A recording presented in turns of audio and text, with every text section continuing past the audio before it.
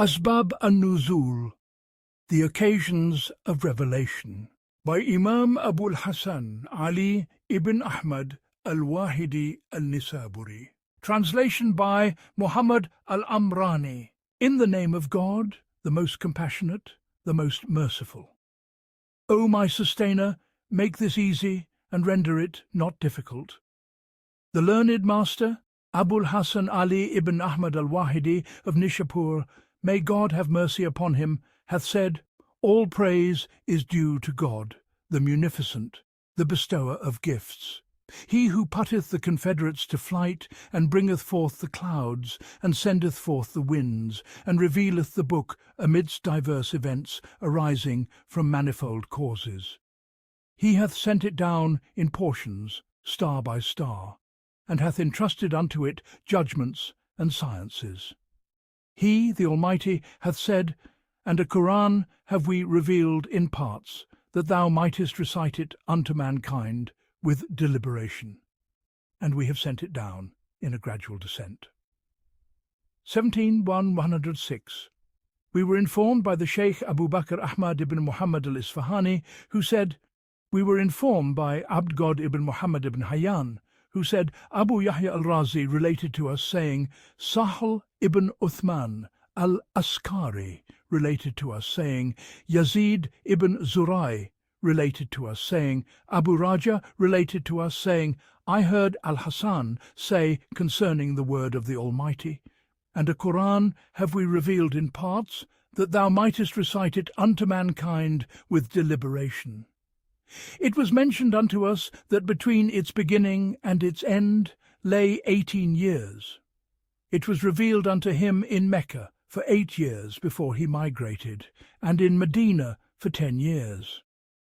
We were informed by Ahmad, who said, we were informed by Abd God, who said, Abu Yahya al-Razi informed us, saying, Sahl related to us, saying, Yahya ibn Abi Kathir related to us from Hushaym, from Dawood, from al-Shabi, who said, God revealed it in portions, and between its beginning and its end were 20 years, or nigh unto 20 years.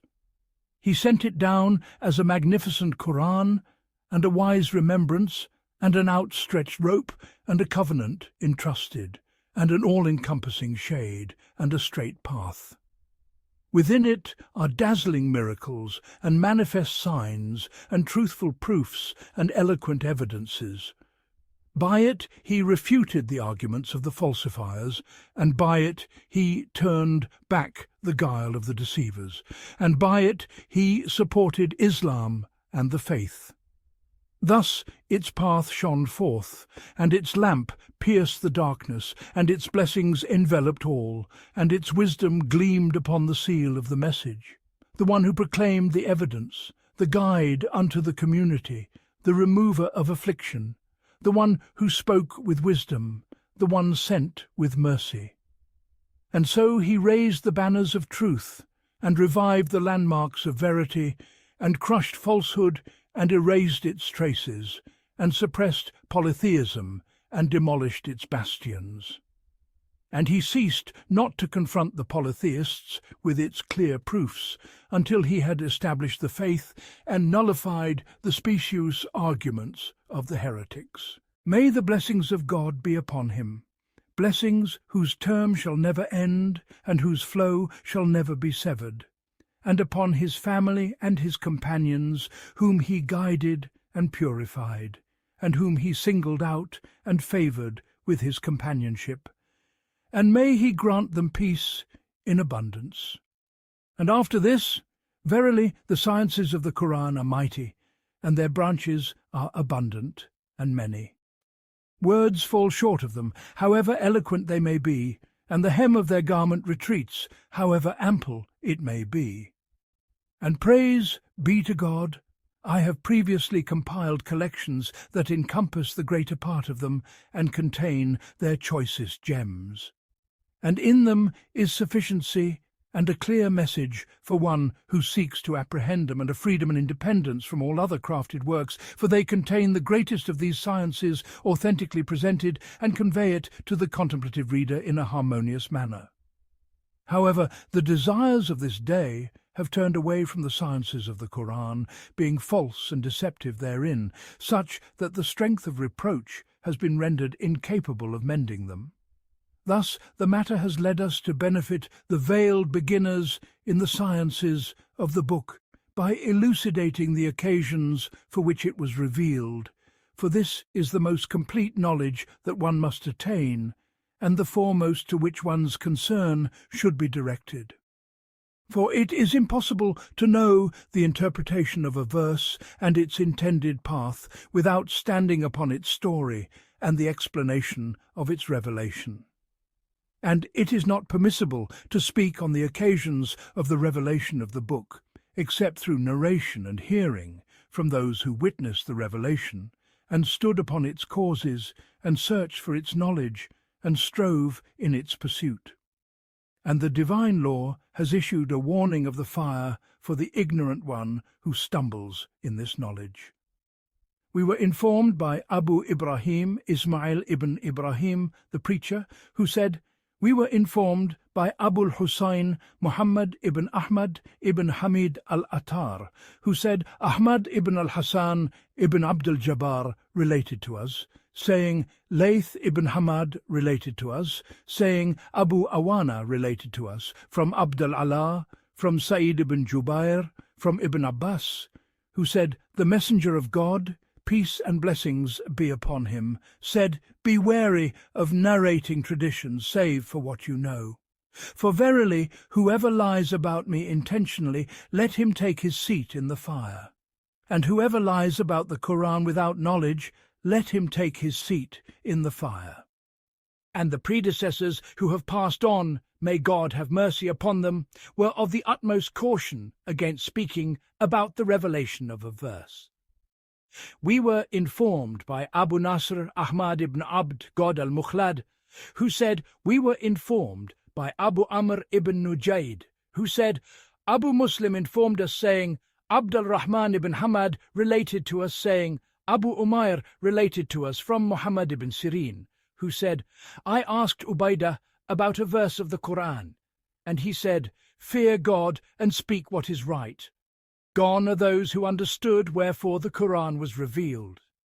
But as for today, everyone invents something and fabricates falsehood and lies, casting his reins unto ignorance, without thought for the warning issued to one who is ignorant of the cause of a verse.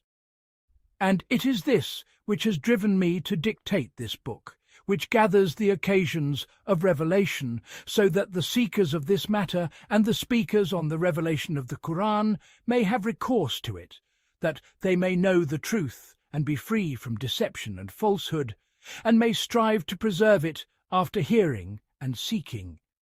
And it is necessary to speak first on the beginnings of the revelation and the manner in which the Qur'an was first sent down upon the Messenger of God, peace and blessings be upon him, and how Gabriel undertook its delivery, and to unveil these circumstances and to speak of them in a general way.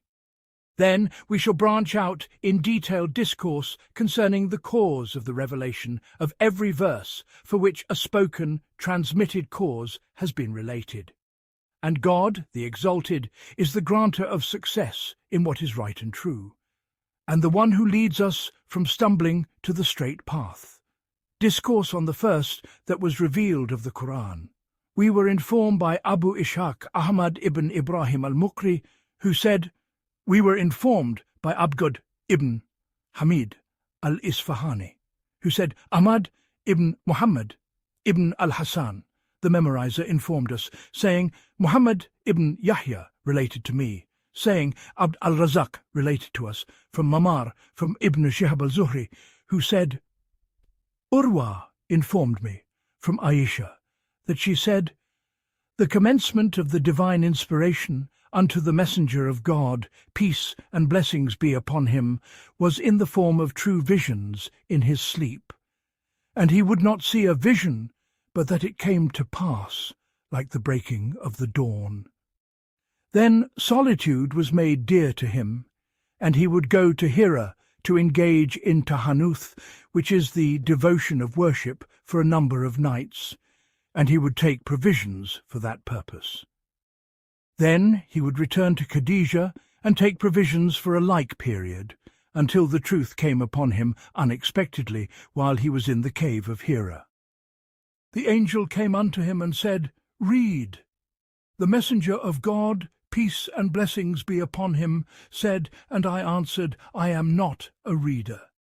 He said, and so he took hold of me and pressed me until all strength went out of me. And then he released me and said, Read. And I answered, I am not a reader. And he took hold of me and pressed me a second time until all strength went out of me. And then he released me and said, Read. And I answered, I am not a reader. And he took hold of me and pressed me a third time until all strength went out of me. And then he said, Read in the name of thy sustainer who has created. 96:1, until he reached what he knew not. 96:5. And he returned with these words, his heart trembling, until he came upon Khadijah and said, Cover me, cover me. And they covered him until the terror had left him. And he said, O Khadijah, what is the matter with me? And he told her what had occurred, and said, I fear for myself. And she said to him, Nay, but be of good cheer, for by God, God will never disgrace you. Verily, you keep the ties of kinship, and speak the truth, and bear the burden of the destitute, and honour the guest, and aid in the face of righteous calamities. This was narrated by al-Bukhari from Yahya ibn Bukayr, and by Muslim from Muhammad ibn Rafi, both from Abd al-Razzaq. We were informed by the Sharif Ismail ibn al-Hasan ibn Muhammad ibn al-Husayn al-Tabari, who said, We were informed by my grandfather Abu Hamid Ahmad ibn al-Hasan, the memorizer, who said, Abd al-Rahman ibn Bishr related to us, saying, Sufyan ibn Uyayna related to us, from Muhammad ibn Ishaq, from al-Zuhri, from Urwa, from Aisha, who said, Verily, the first of the Qur'an that was revealed was, Read in the name of thy sustainer, who has created. This was narrated by al-Hakim Abu Abd God in his Sahih, from Abu Bakr as-Sibghi, from Bishr ibn Musa, from al-Humaydi, from Sufyan.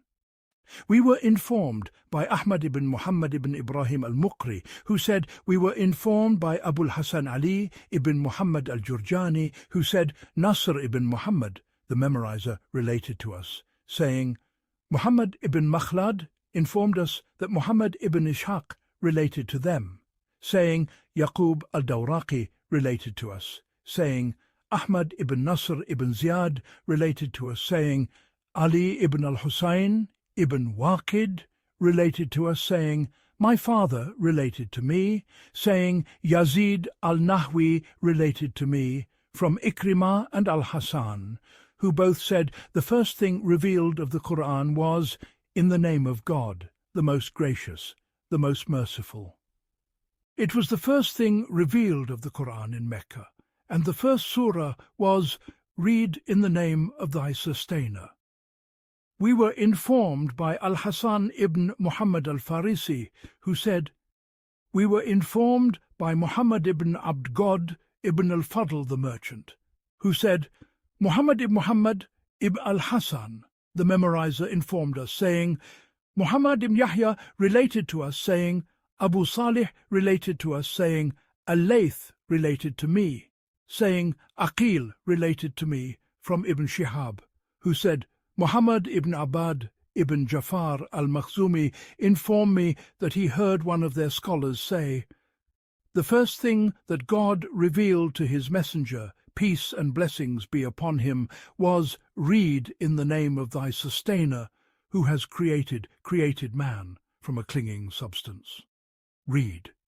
And thy sustainer is the most bounteous, who has taught by the pen, taught man what he knew not. 96:115.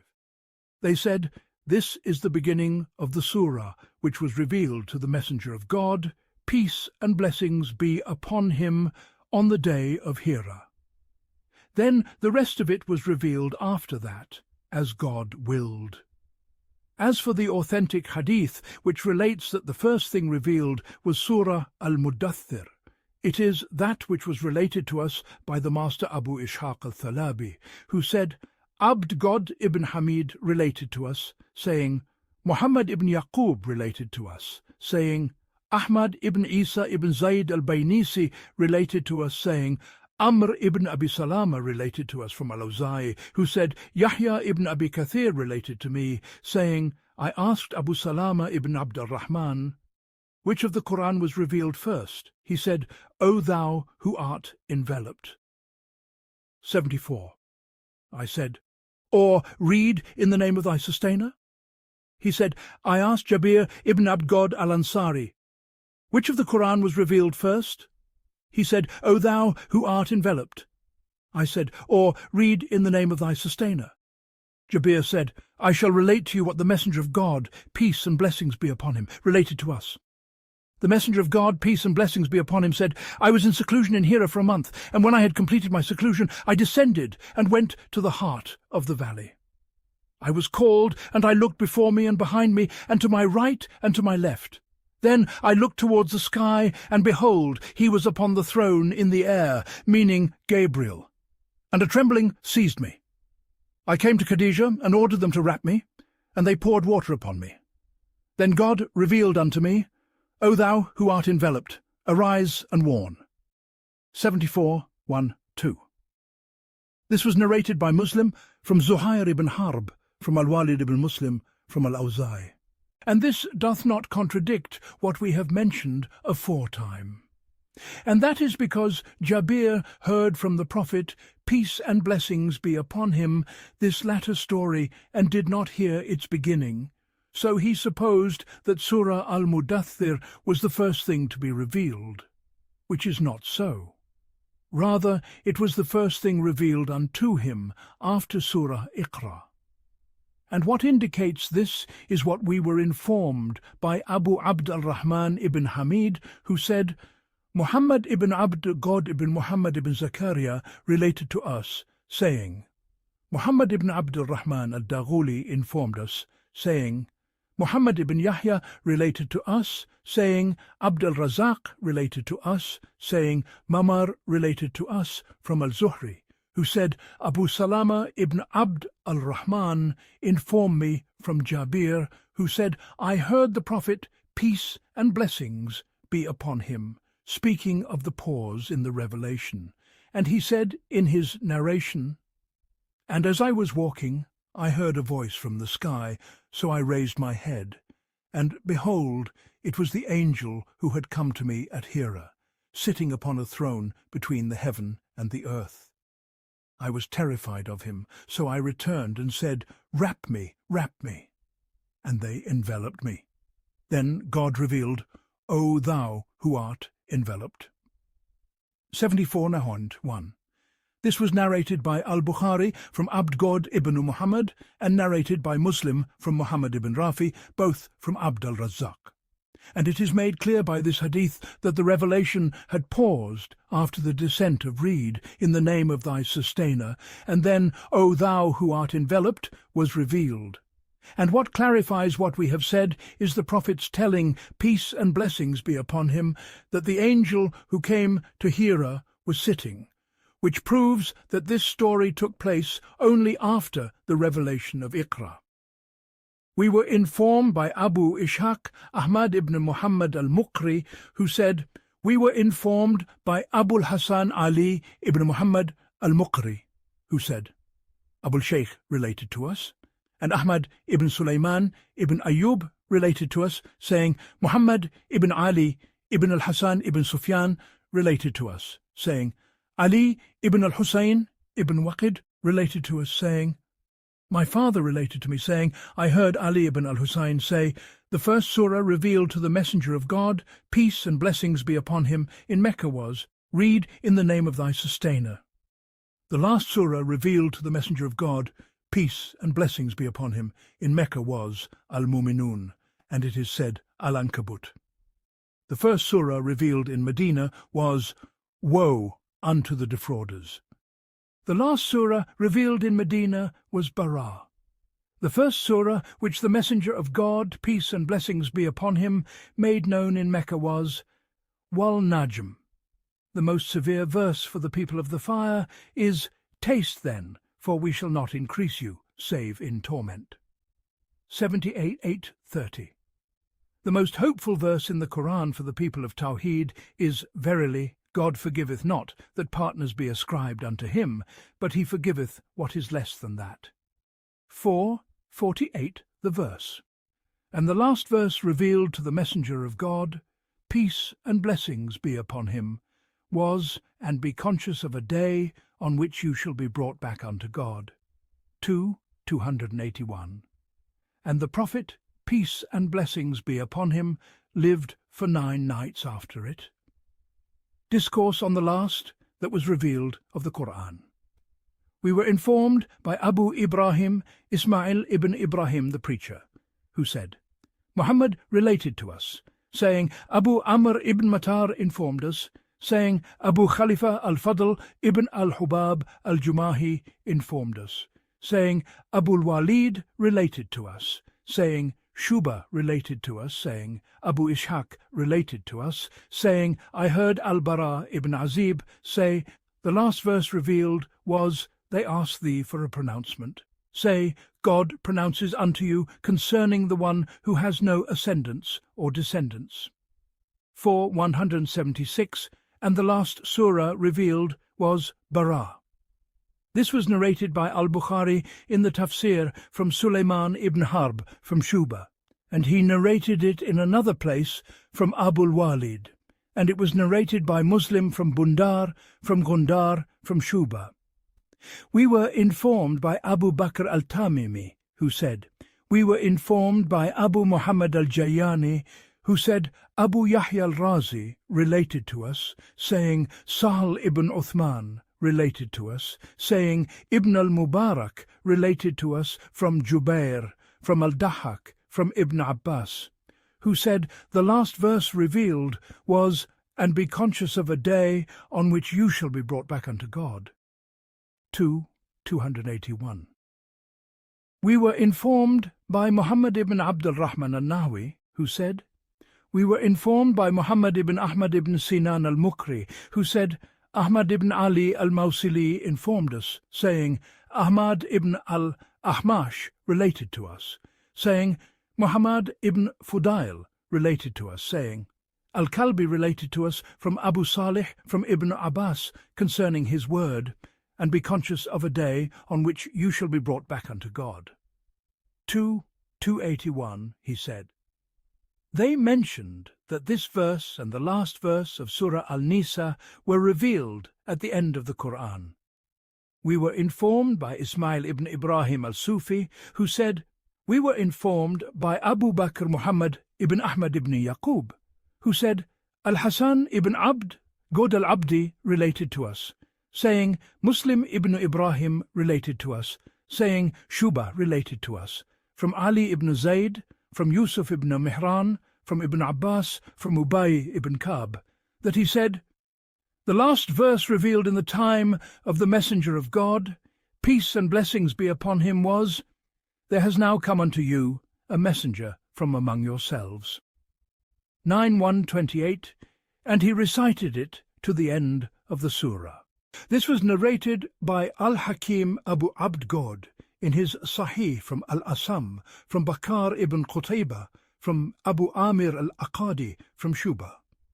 Abu Amr Muhammad ibn al-Aziz informed me in his book that Muhammad ibn al-Husayn al-Haddadi informed them from Muhammad ibn Yazid, who said, Ishaq ibn Ibrahim informed us, saying, Waqi related to us from Shuba, from Ali ibn Yazid, from Yunus ibn Mahak, from Ubay ibn Ka'b, who said, The most recent of the Qur'an in covenant with God is, There has now come unto you a messenger from among yourselves, 9:128 the verse. And the first day on which it was revealed was a Monday. We were informed by Abu Ishaq al-Thalabi, who said, We were informed by Muhammad ibn Abd ibn Zakaria al-Shaybani, who said, Muhammad ibn Abd al-Rahman al-Daghuli informed us, saying, ibn Abi Ail related to us, saying, Mahdi ibn Maymun related to us, saying, Khuthaym related to us, saying, Musa ibn Isma Ghilan ibn Jarir related to us from Abd ibn Mabad az-Zamani from Abu Qatada, that a man said, O Messenger of God, what say you of fasting on Monday? He said, On it the Qur'an was revealed unto me, and the first month in which the Qur'an was revealed was the month of Ramadan. God, may his remembrance be exalted, hath said, the month of Ramadan in which was revealed the Qur'an. 2:185. We were informed by Abd al-Rahman ibn Hamdan al-Nadrui, who said, We were informed by Abu Muhammad Abd, God ibn Ibrahim ibn Mayasir, who said, Abu Muslim Ibrahim ibn Abd, God related to us, saying, Abd, God ibn Jabir ibn al-Haytham al-Ghadani related to us, saying, Imran related to us from Qatada, from Abul Mali from Waila, that the Prophet, peace and blessings be upon him, said, The scrolls of Abraham were revealed on the first night of Ramadan, and the Torah was revealed on the 6th of Ramadan, and the Gospel was revealed on the 13th of the month of Ramadan, and the Psalms were revealed on the 18th of Ramadan, and the Qur'an was revealed on the 24th of Ramadan. Discourse on the verse of the Basmalah and the explanation of its revelation.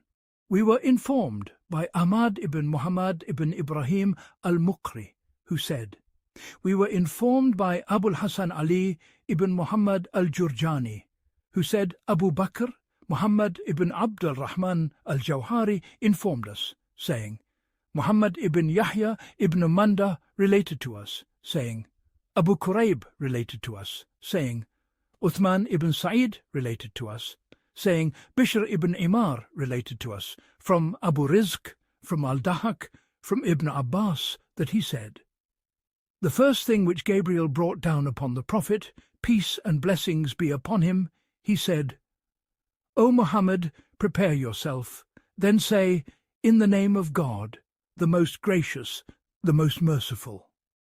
We were informed by Abu Abd God ibn Ishaq, who said, Ismail ibn Ahmad al-Khalal related to us, saying, Abu Muhammad Abd God ibn Zaydan al-Bajali informed us, saying, Abu Quraib related to us, saying, Sufyan ibn Uyayna related to us from Amr ibn Dinar, from Sa'id ibn Jubayr, from Ibn Abbas, who said, The Messenger of God, peace and blessings be upon him, would not know the end of a surah until there was revealed unto him, In the name of God, the most gracious, the most merciful. We were informed by Abd al-Qahir ibn Tahir al-Baghdadi, who said, We were informed by Muhammad ibn Jafar ibn Matar, who said, Ibrahim ibn Ali al-Ramli informed us, saying, Yahya ibn Yahya related to us, saying, Amr ibn al-Hajjaj al-Abdi informed us from Abd God ibn Abi Hussein, who mentioned from Abd God ibn Masud, who said, We would not know the division between two surahs until in the name of God, the most gracious, the most merciful, was revealed. We were informed by Sayyid ibn Muhammad ibn Ahmad ibn Jafar, who said, We were informed by my grandfather, who said, Abu Amr Ahmad ibn Muhammad al-Jurashi informed us, saying, Muhammad ibn Yahya related to us, saying, Muhammad ibn Isa ibn Abi Fudayk related to us from Abd God ibn Nafi, from his father, from Ibn Umar, who said, In the name of God, the most gracious, the most merciful, was revealed in every surah. Discourse on Surah al-Fatiha. They have differed concerning it. According to the majority, it is Meccan, from the first of what was revealed of the Qur'an. Abu Uthman Sa'id ibn Ahmad ibn Muhammad al-Zahid related to us, saying, We were informed by my grandfather, who said, Abu Amr al-Jabari informed us, saying, Ibrahim ibn al-Harith and Ali ibn Sahl ibn al-Mughira related to us, saying, Yahya ibn Bukair related to us, saying, Israel related to us from Abu Ishaq, from Abu Misara, that the Messenger of God, peace and blessings be upon him, whenever he went out, would hear a caller calling him, O Muhammad, and when he heard the voice, he would flee. Waraka ibn Nawfal said to him, "When you hear the call, remain steadfast until you hear what he says to you."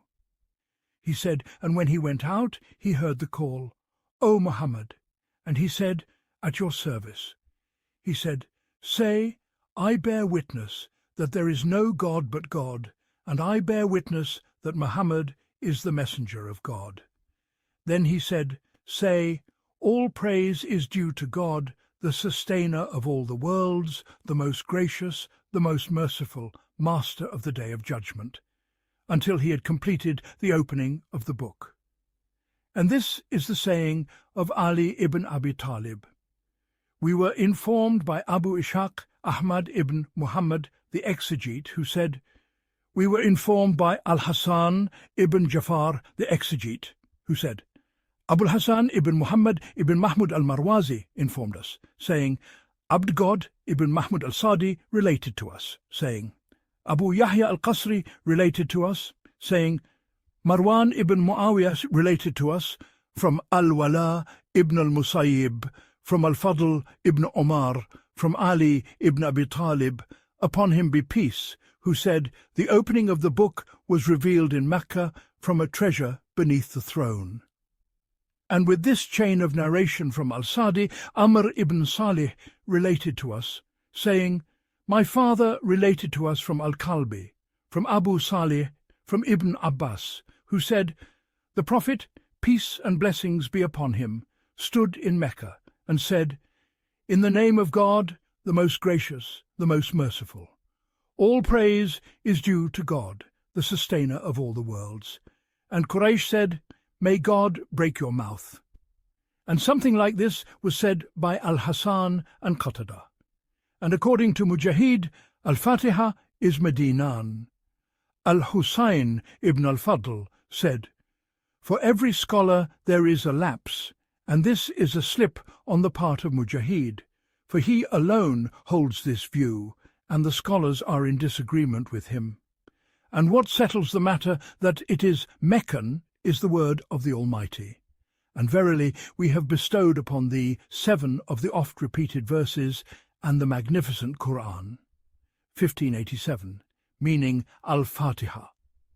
We were informed by Muhammad ibn Abd al-Rahman al-Nahwi, who said, We were informed by Muhammad ibn Ahmad ibn Ali al-Jabari, who said, Ahmad ibn Ali ibn al-Muthanna informed us, saying, Yahya ibn Adin related to us, saying, Ismail ibn Jafar related to me, saying, Al-Ala informed me from his father, from Abu Hurairah, who said, The messenger of God, peace and blessings be upon him, said, And Ubay ibn Ka'b had recited unto him the mother of the Qur'an.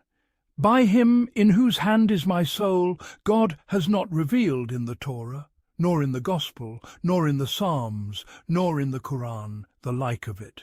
Verily, it is the 7 oft-repeated and the magnificent Qur'an which I have been given. And Surah al-Hijr is Meccan without dispute. And God would not have graced his messenger with the bestowal of the opening of the book while he was in Mecca, only to reveal it again in Medina. Nor can we accept the proposition that the messenger of God, peace and blessings be upon him, stood in Mecca for 10 and some years praying without the opening of the book. This is something that the intellect cannot accept. Surah al-Baqarah, Medinan, without dispute. We were informed by Ahmad ibn Muhammad ibn Ibrahim, who said, We were informed by Abd-God ibn Hamid, who said, Ahmad ibn Muhammad ibn Yusuf informed us, saying, Yaqub ibn Sufyan, the younger, related to us, saying, Yaqub ibn Sufyan, the elder, related to us, saying, Hisham ibn Ammar related to us, saying, Al-Walid ibn Muslim related to us, saying, Shuaib ibn Zariq related to us, from Ata al-Khurasani, from Ikrimah, who said, The first surah revealed in Medina was Surah al-Baqarah. His word, the Almighty and Majestic, Alif Lam Mim, that is the book. 2:1-2.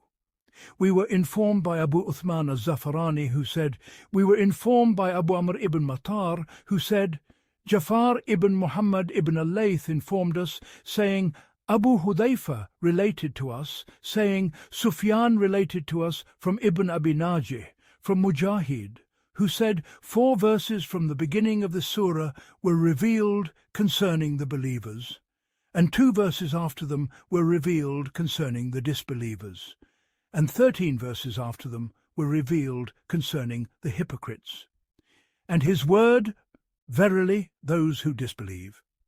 2.6. Al-Dahak said, it was revealed concerning Abu Jahl and 5 of his household. And Al-Kalbi said, it means the Jews. And his word, the exalted, and when they meet those who believe. 2.14. Al-Kalbi said from Abu Salih, from Ibn Abbas, this verse was revealed concerning Abd-God ibn Ubay and his companions. And that is because they went out one day and were met by a group from the companions of the Messenger of God, peace and blessings be upon him. Abd. God ibn Ubay said, behold how I turn back these fools from you. So he went and took the hand of Abu Bakr and said, welcome to the truthful one, the master of the tribe of Taym, the elder of Islam, and the second of the 2 with the messenger of God in the cave, he who offered his self and his wealth. Then he took the hand of Umar and said, welcome to the master of the tribe of Adi ibn Ka'b, the discerner, the strong in the religion of God, he who offered his self and his wealth to the messenger of God. Then he took the hand of Ali and said, welcome to the cousin of the messenger of God and his son-in-law, the master of the tribe of Hashim, save for the messenger of God. Then they parted. Abd-God said to his companions, how did you see what I did? When you see them, do as I did. And they praised him greatly. The Muslims returned to the Messenger of God, peace and blessings be upon him, and informed him of this, and God revealed this verse. His word, O mankind, worship your sustainer. 2:21. We were informed by Sa'id ibn Muhammad az-Zahid, who said, we were informed by Abu Ali ibn Ahmad, the jurist, who said, Abu Dar al-Kuhstani informed us, saying, Abdul Rahman ibn Bishr related to us, saying, Rauh related to us, saying, Shubah related to us from Sufyan al-Thawri, from al-Amash, from Ibrahim, from al-Qama, who said, everything wherein is revealed, O mankind, is Meccan, and O you who believe, is Medinan, meaning that O mankind is an address to the people of Mecca, and O you who believe is an address to the people of Medina.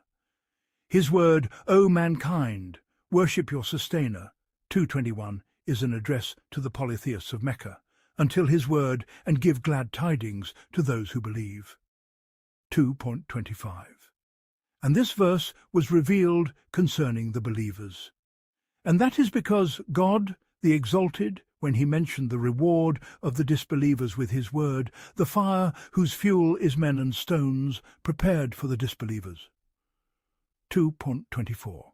He then mentioned the reward of the believers. His word, verily, God is not ashamed to set forth a parable. 2.26. Ibn Abbas said in the narration of Abu Salih, when God, the glorified, set forth these 2 parables for the hypocrites, meaning, his word, their likeness, is as the likeness of one who kindled a fire. 2.17. And his word, or as a rainstorm from the sky. 2.19. They said, God is too glorious and exalted to set forth parables. So God revealed this verse.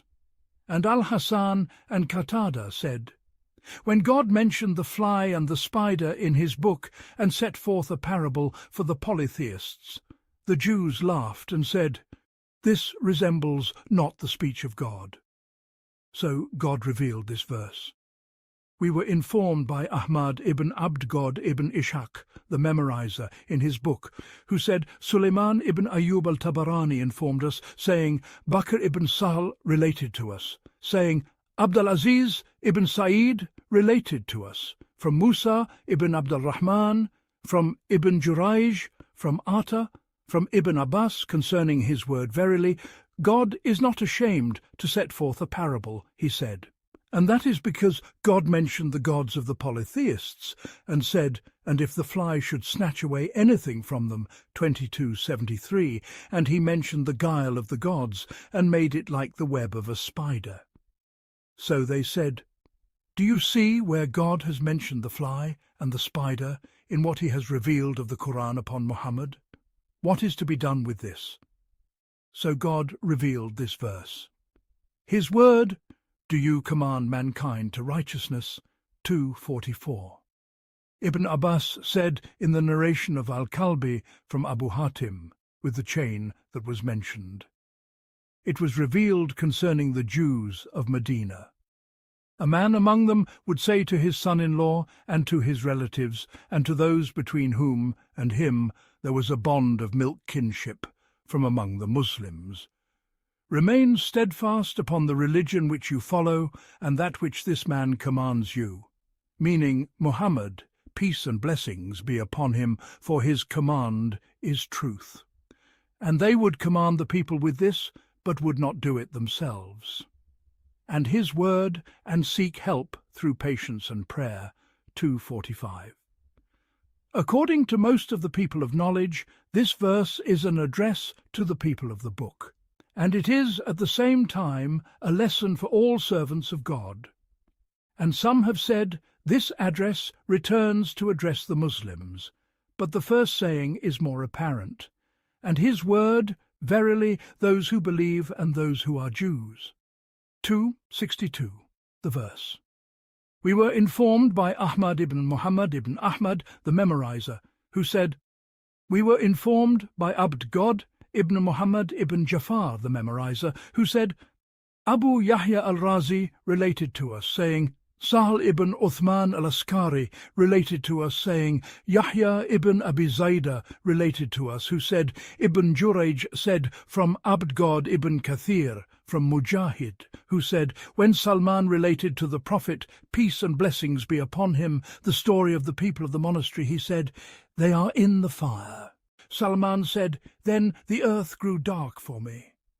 And then there was revealed verily, those who believe and those who are Jews unto his word they will grieve. He said, and it was as if a mountain had been lifted from me. We were informed by Muhammad ibn Abdul Aziz al-Marwazi, who said, we were informed by Muhammad ibn al-Husayn al-Haddadi, who said, Abu Farqad informed us, saying, Ishaq ibn Ibrahim related to us, who said, Amr related to us, from Asbat, from al-Suddi verily, those who believe and those who are Jews, the verse, he said, it was revealed concerning the companions of Salman the Persian. When Salman came to the messenger of God, peace and blessings be upon him, he began to tell of the worship and striving of his companions, saying, O messenger of God, they used to pray and fast and believe in you, and they bore witness that you would be sent as a prophet. When Salman had finished his praise of them, the messenger of God, peace and blessings be upon him, said, O Salman, they are of the people of the fire. So God revealed verily those who believe and those who are Jews, and he recited unto his word, nor shall they grieve, 2:62.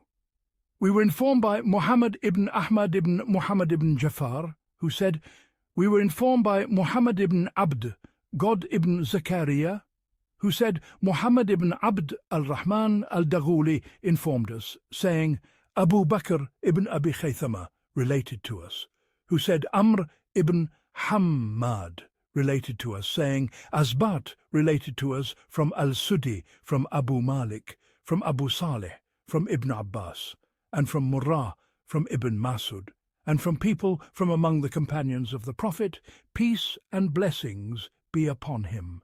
Verily, those who believe and those who are Jews, this verse was revealed concerning Salman the Persian, and he was from the people of Jundishapur, from among their nobles.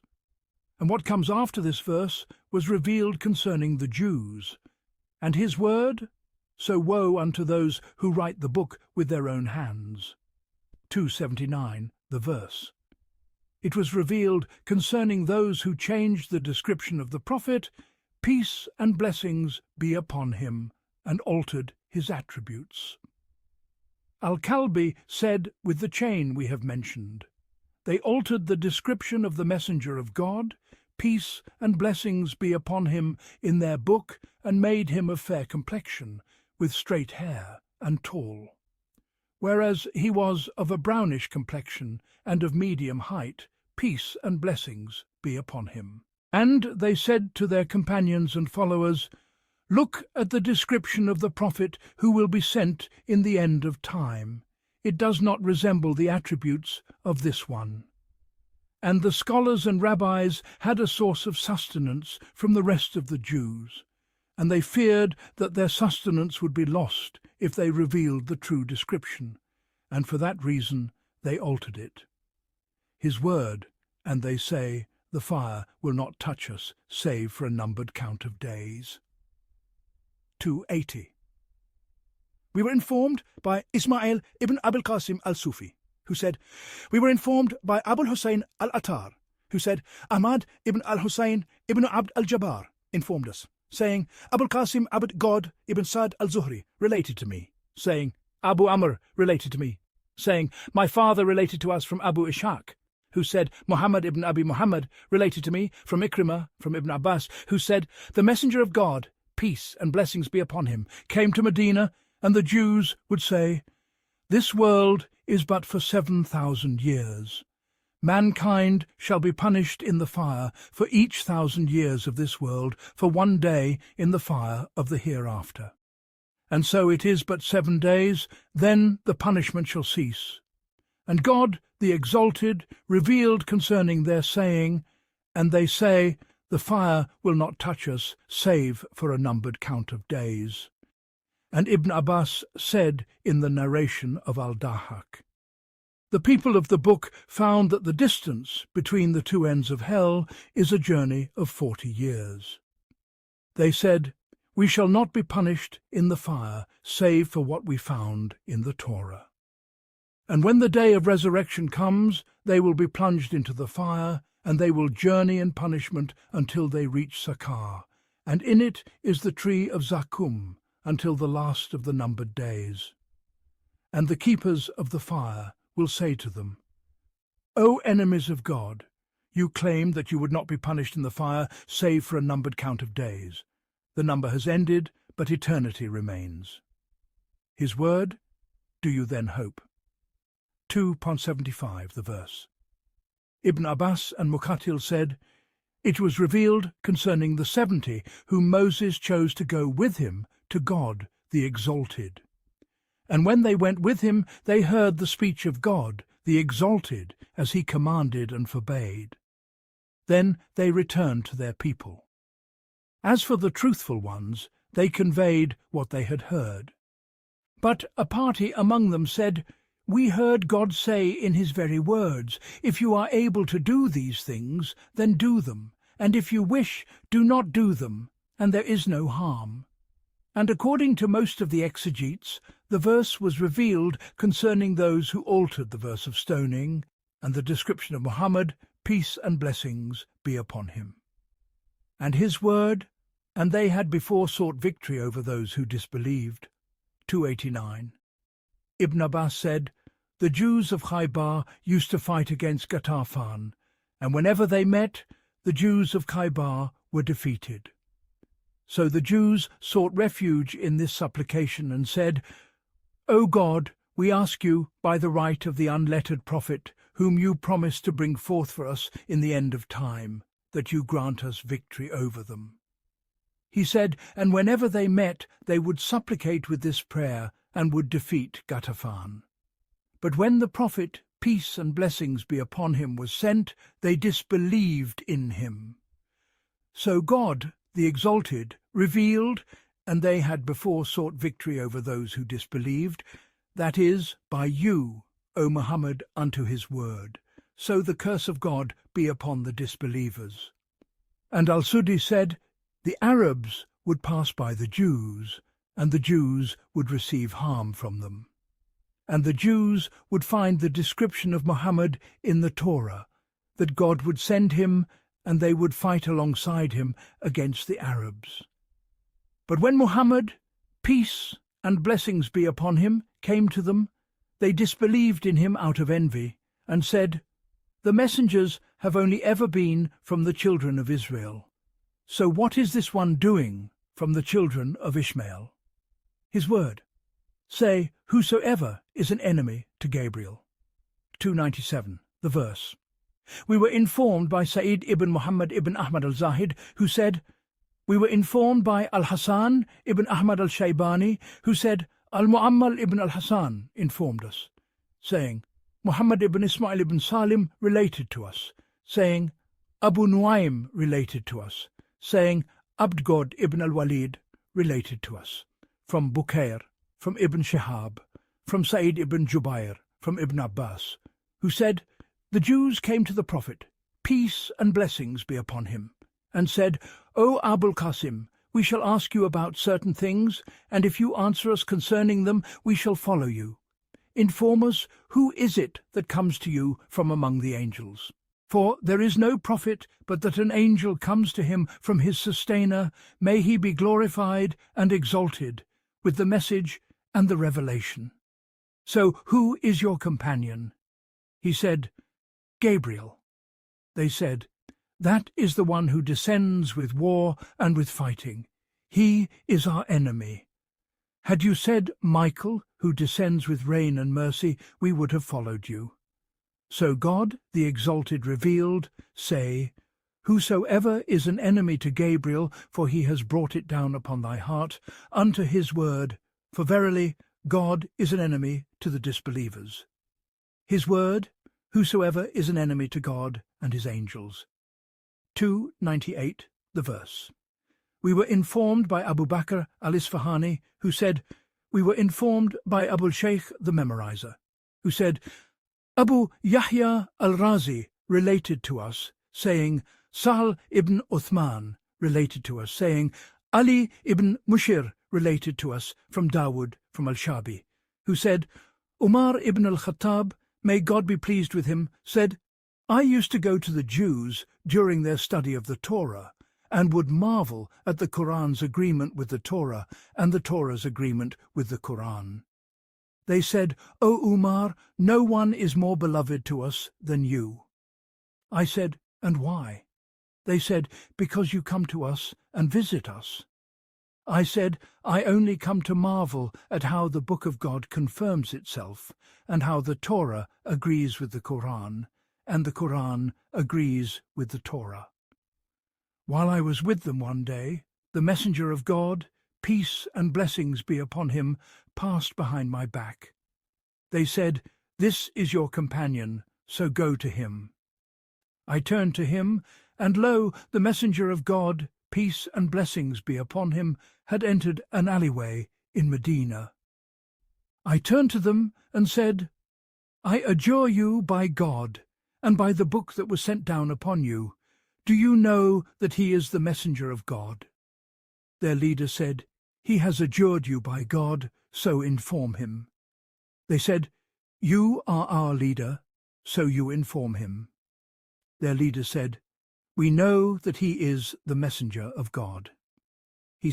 I said, Then you are the most wretched of them, if you know he is the messenger of God, peace and blessings be upon him, and yet you do not follow him.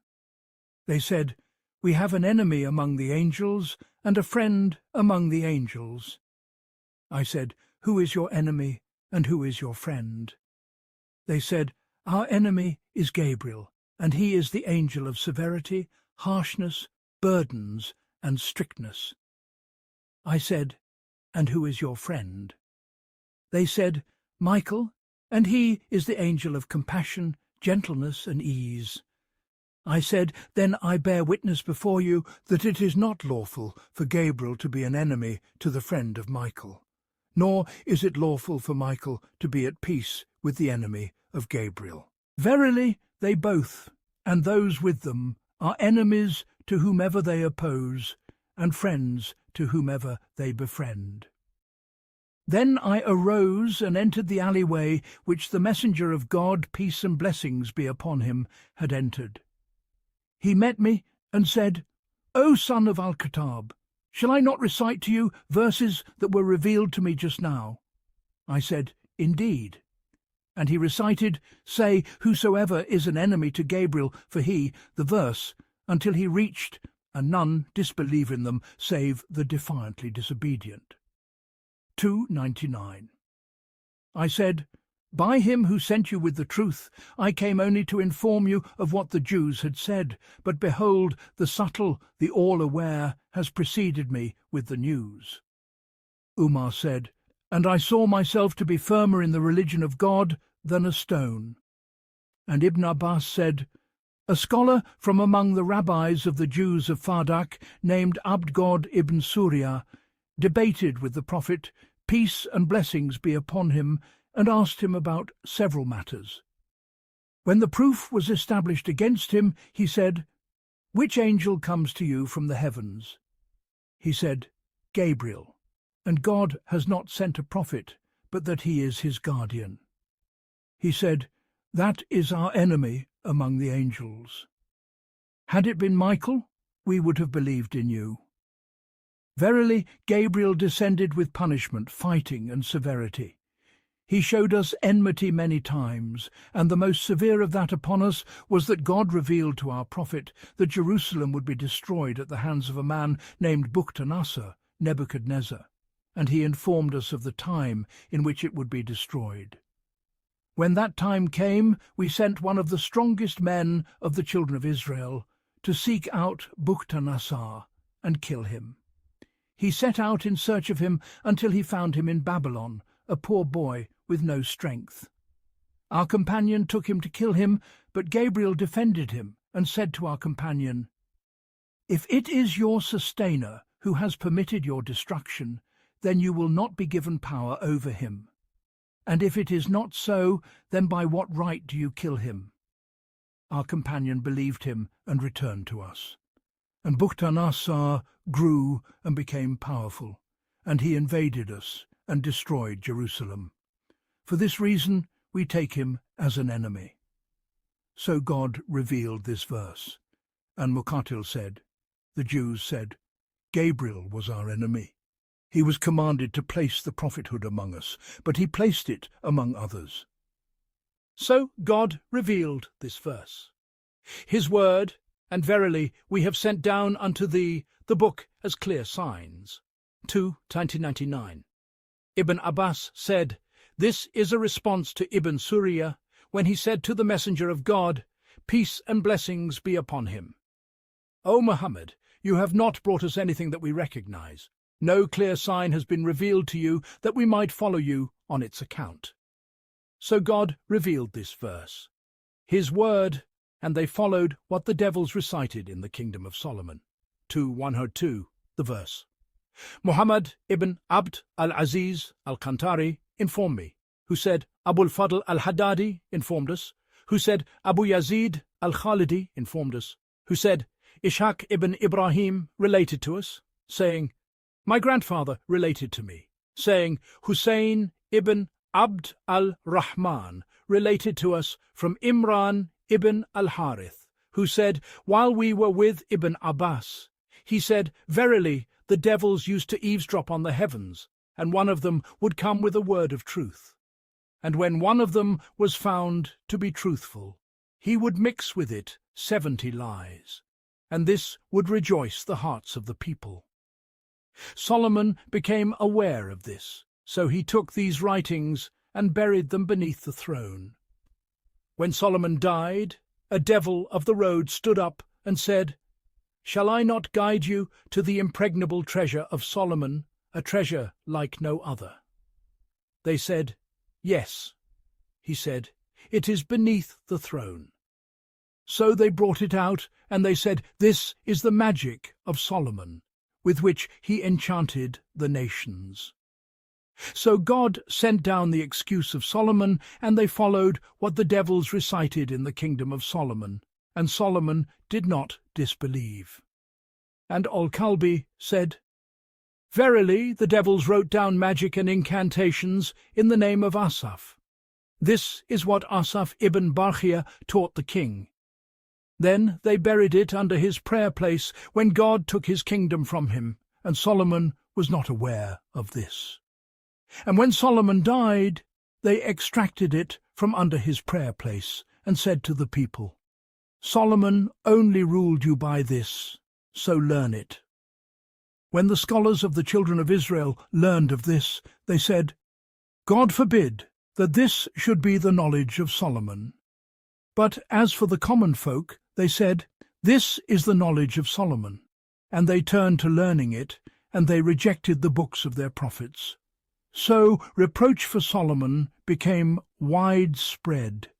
And this remained their state until God sent Muhammad, peace and blessings be upon him, and revealed the excuse of Solomon upon his tongue, and revealed his innocence from what he had been accused of, saying, And they followed what the devils recited the verse. Said Ibn al-Ayyash al-Qurashi informed us in writing that al-Fadl ibn Zakaria related to them, from Ahmad ibn Najda, from Said ibn Mansur, from Uthman ibn Bishr, from Hudhaifa, who said, whenever a tree grew, Solomon would say, For which ailment are you?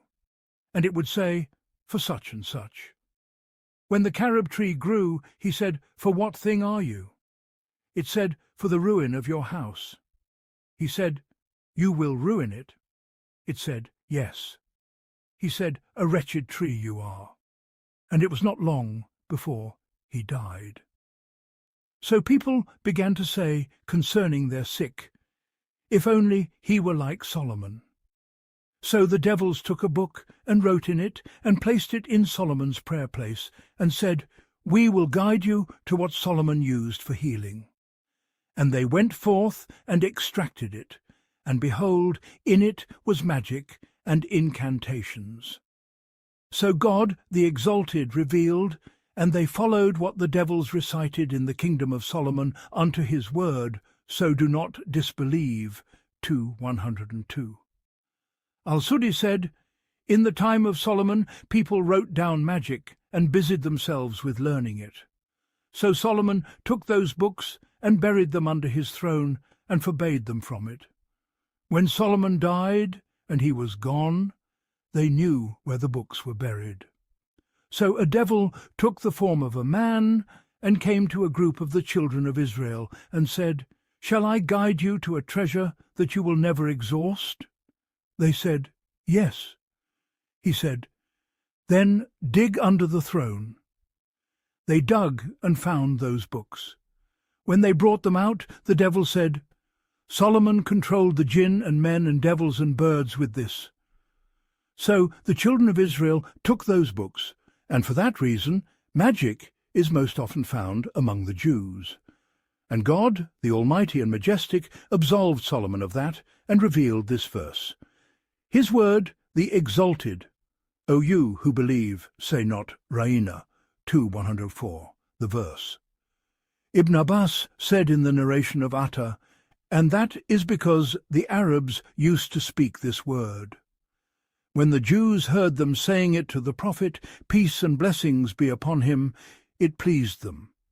And Raina in the language of the Jews was a vile insult. So they said, We used to insult Muhammad in secret, but now let us proclaim the insult to Muhammad, for it is from his own speech. So they would come to the prophet of God, peace and blessings be upon him, and say, O Muhammad, Raina, and they would laugh. A man from the Ansar, Sa'd ibn Ubadah, who was knowledgeable in the language of the Jews, perceived this and said, O enemies of God, upon you be the curse of God. By him in whose hand is the soul of Muhammad, if I hear it from any man among you, I shall strike off his neck. They said, Do you not say it yourselves? So God, the Exalted, revealed, O you who believe, say not Raina, the verse. His word, the Exalted. Neither those who disbelieve from among the people of the book. 2:105, the verse. The exegetes said, Verily, when the Muslims would say to their allies among the Jews, "Believe in Muhammad, peace and blessings be upon him," they would say, "This to which you call us is not better than what we are upon. We wish it were better." So God, the Exalted, revealed this to refute their claim. His word, the Exalted. Whatever verse we abrogate or cause to be forgotten, we bring a better one than it. 2:106. The exegetes said, "Verily, the polytheists said, do you not see Muhammad, who commands his companions with a command, then forbids them from it and commands them with its opposite? He says one thing today and retracts it tomorrow. This Qur'an is naught but the speech of Muhammad, which he says of his own accord, and it is speech that contradicts itself." So God revealed, and when we substitute a verse in place of a verse, 16:101 the verse. And he also revealed whatever verse we abrogate or cause to be forgotten, we bring a better one than it the verse. His word, the Exalted, or do you wish to question your messenger? 2:108 the verse. Ibn Abbas said, this verse was revealed concerning Abd ibn Abi Ka'b and a group from Quraysh. They said, "O Muhammad, make for us the hill of Safa into gold, and expand for us the land of Mecca, and cause rivers to gush forth through it, and we will believe in you." So God, the Exalted, revealed this verse. And the exegetes said, "Verily, the Jews and other polytheists made demands upon the messenger of God, peace and blessings be upon him." One would say, "Bring us a book from the heavens all at once," as Moses brought the Torah. Another would say, he being Abd ibn Abi Umayyah al-Makhzumi, "Bring me a book from the heavens in which is written, from the sustainer of the worlds to the son of Abu Umayyah, know that I have sent Muhammad to mankind." And another would say, "We will not believe you until you bring God and the angels before us." So God, the Exalted, revealed this verse. His word, the Exalted. Many of the people of the book wish. 2:109 the verse. Ibn Abbas said, it was revealed concerning a group of Jews who said to the Muslims after the battle of Uhud, "Do you not see what has befallen you? Had you been upon the truth, you would not have been defeated. So return to our religion, for it is better for you." We were informed by al-Husayn ibn Muhammad al-Farisi, who said, we were informed by Muhammad ibn Abd God ibn al-Mufaddal, who said, Ahmad ibn Muhammad informed us, saying, Muhammad ibn Yahya related to us, saying, Abul Yaman related to us, saying, Shuaib related to us from al-Zuhri, who said, Abd al-Rahman ibn Abd God ibn Kab ibn Malik informed me from his father that Kab ibn al-Ashraf, the Jew, was a poet, and he would satirize the Prophet, peace and blessings be upon him, and incite the disbelievers of Quraysh against him in his poetry. And the polytheists and the Jews of Medina, when the messenger of God, peace and blessings be upon him, came to it, would harm the Prophet, peace and blessings be upon him, and his companions with the severest of harm. So God, the Exalted, commanded his Prophet to be patient with that and to pardon them, and concerning them was revealed. Many of the people of the book wish unto his word so pardon and overlook 2:109. His word, the Exalted, and the Jews say the Christians have nothing to stand on. 2:113 was revealed concerning the Jews of Medina and the Christians of Najran. That is because when the delegation of Najran came to the messenger of God, peace and blessings be upon him, the rabbis of the Jews came to them, and they disputed until their voices were raised. The Jews said, You are upon no religion, and they disbelieved in Jesus and the gospel. And the Christians said to them, You are upon no religion, and they disbelieved in Moses and the Torah. So God, the Exalted, revealed this verse. His word, the exalted. And who is more unjust than one who prevents the mosques of God? 2:1-14, the verse. It was revealed concerning Titus the Roman and his companions from among the Christians.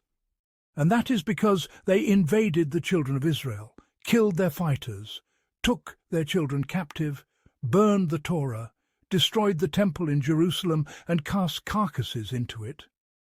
This is the saying of Ibn Abbas in the narration of Al-Kalbi. And Qatada said, it was Bukhtanasar, Nebuchadnezzar, and his companions who invaded the Jews and destroyed the temple in Jerusalem, and the Christians of Rome aided them in that. And Ibn Abbas said in the narration of Atta, it was revealed concerning the polytheists of Mecca, and their preventing the Muslims from the remembrance of God, the exalted, in the sacred mosque. His word, the exalted, and to God belong the east and the west. 2:1-15. They have differed on the cause of its revelation. Abu Mansur al-Mansuri informed us, who said, Ali ibn Omar the memorizer informed us, who said, Abu Muhammad Ismail ibn Ali related to us, saying, al-Hasan ibn Ali ibn Shabib al-Umari related to us, saying, Ahmad ibn Ubaidillah al-Abdi related to us, saying, we found in the book of my father, he said, Abd al-Malik al-Arzami related to us, saying, Atta ibn Abi Rabah related to us, from Jabir ibn Abdgod, who said, the messenger of God, peace and blessings be upon him, sent out a small detachment in which I was present. We were overcome by darkness and did not know the direction of the Qibla. A group among us said, we know the Qibla, it is here towards the north. So they prayed and drew lines. Another group among us said, the Qibla is here towards the south, and they drew lines. When morning came and the sun rose, it became clear that those lines were not towards the Qibla. When we returned from our journey, we asked the Prophet, peace and blessings be upon him, about that, and he remained silent. Then God the Exalted revealed, and to God belong the east and the west. So wherever you turn, there is the countenance of God. Abu Mansur informed us, who said, Ali informed us, who said, Yahya ibn Sa'id informed us, saying, Muhammad ibn Ismail al-Ahmashi related to us, saying, Waqi related to us, saying, Ash'ath al-Saman related to us, from Asim ibn Ubaidillah, from Abd-God ibn Amir, from Rabi'ah, from his father, who said, we were praying with the Prophet, peace and blessings be upon him, on a journey on a dark night, and it was not known where the Qibla was. So every man among us prayed according to his own direction. When morning came, we mentioned that to the Prophet, peace and blessings be upon him, and it was revealed, so wherever you turn, there is the countenance of God. And the view of Ibn Omar is that the verse was revealed concerning supererogatory prayer. Abul Qasim ibn Abdan informed us, who said, Muhammad ibn Abd, God the memorizer, related to us, saying, Muhammad ibn Yaqub related to us, saying, Abul Bakhtari ibn Abd, God ibn Muhammad ibn Shakir related to us, saying, Abu Usama related to us from Abd al-Malik ibn Sulaiman, from Sa'id ibn Jubair, from Ibn Omar, who said, it was revealed, so wherever you turn, there is the countenance of God, meaning, pray wherever your mount directs you in supererogatory prayer. And Ibn Abbas said in the narration of Atta, when the Negus died, Gabriel said to the Prophet, peace and blessings be upon him. Verily, the Negus has died, so pray for him. The messenger of God, peace and blessings be upon him, commanded his companions to be present, and he arranged them in rows. Then the messenger of God, peace and blessings be upon him, stepped forward and said to them, God has commanded me to pray for the Negus who has died, so pray for him. And the messenger of God, peace and blessings be upon him, prayed.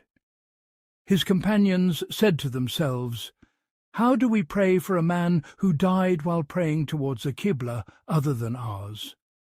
For the Negus used to pray towards Jerusalem until he died, and the Qibla had been changed to the Kaaba. So God, the Exalted, revealed, so wherever you turn, there is the countenance of God. And the view of Ibn Abbas is that this is abrogated by his word, the Exalted, and wherever you may be, turn your faces in that direction, to 144. This is the saying of Ibn Abbas, according to Atta al-Khurasani, who said, "The first two things to be abrogated in the Qur'an were the Qibla. God, the Exalted, said so, wherever you turn, there is the countenance of God." He said, "So the messenger of God, peace and blessings be upon him, prayed towards Jerusalem and left the ancient house. Then God, the Exalted, turned him to the ancient house." And in the narration of Ibn Abi Talha al-Walibi, when the messenger of God, peace and blessings be upon him, migrated to Medina, and most of its people were Jews, God commanded him to face Jerusalem. The Jews rejoiced, and he faced it for some 16 or 17 months. And the messenger of God, peace and blessings be upon him, loved the Qibla of Abraham. When God turned him towards it, the Jews fell into doubt and said, "What has turned them from their Qibla which they were upon?" So God, the Exalted, revealed, so wherever you turn, there is the countenance of God. His word, and they say, God has taken a son. 2:116. It was revealed concerning the Jews when they said, Ezra is the son of God, and concerning the Christians of Najran when they said, the Messiah is the son of God, and concerning the polytheists of Arabia who said, the angels are the daughters of God. His word, and you will not be asked about the companions of the hellfire. 2:119. Ibn Abbas said, the messenger of God, peace and blessings be upon him, said one day, I wish I knew what my parents have done. So this verse was revealed. This is according to the reading of those who read Wa la tusal an ashab al-jahim with a jussive form. And Muqatil said, the Prophet, peace and blessings be upon him, said, if God were to send down his might upon the Jews, they would believe. So God, the Exalted, revealed. And you will not be asked about the companions of the hellfire. His word, and never will the Jews or the Christians be pleased with you. 2:120, the verse. The exegete said, they used to ask the Prophet, peace and blessings be upon him, for a truce, hoping that if he made a truce with them and gave them respite, they would follow him and agree with him. So God, the Exalted, revealed this verse, and Ibn Abbas said, this concerns the Qibla, and that is because the Jews of Medina and the Christians of Najran were hoping that the Prophet, peace and blessings be upon him, would pray towards their Qibla. When God turned the Qibla to the Kaaba, it grieved them, and they despaired of him agreeing with them on their religion. So God, the Exalted, revealed this verse. His word, those to whom we have given the book, recite it as it should be recited. 2:121. Ibn Abbas said in the narration of Atta and al-Kalbi, it was revealed concerning the companions of the ship who came with Ja'far ibn Abi Talib from the land of Abyssinia. They were 40 men from Abyssinia and the Levant. And al-Dahak said, it was revealed concerning those of the Jews who believed. And Qatada and Ikrimah said, it was revealed concerning Muhammad, peace and blessings be upon him. His word, or were you witnesses when death approached Jacob? 2:133, the verse. It was revealed concerning the Jews when they said to the Prophet, peace and blessings be upon him. Do you not know that Jacob, on the day he died, enjoined upon his sons the Jewish faith? His word, and they say, be Jews or Christians, and you will be guided. 2:135.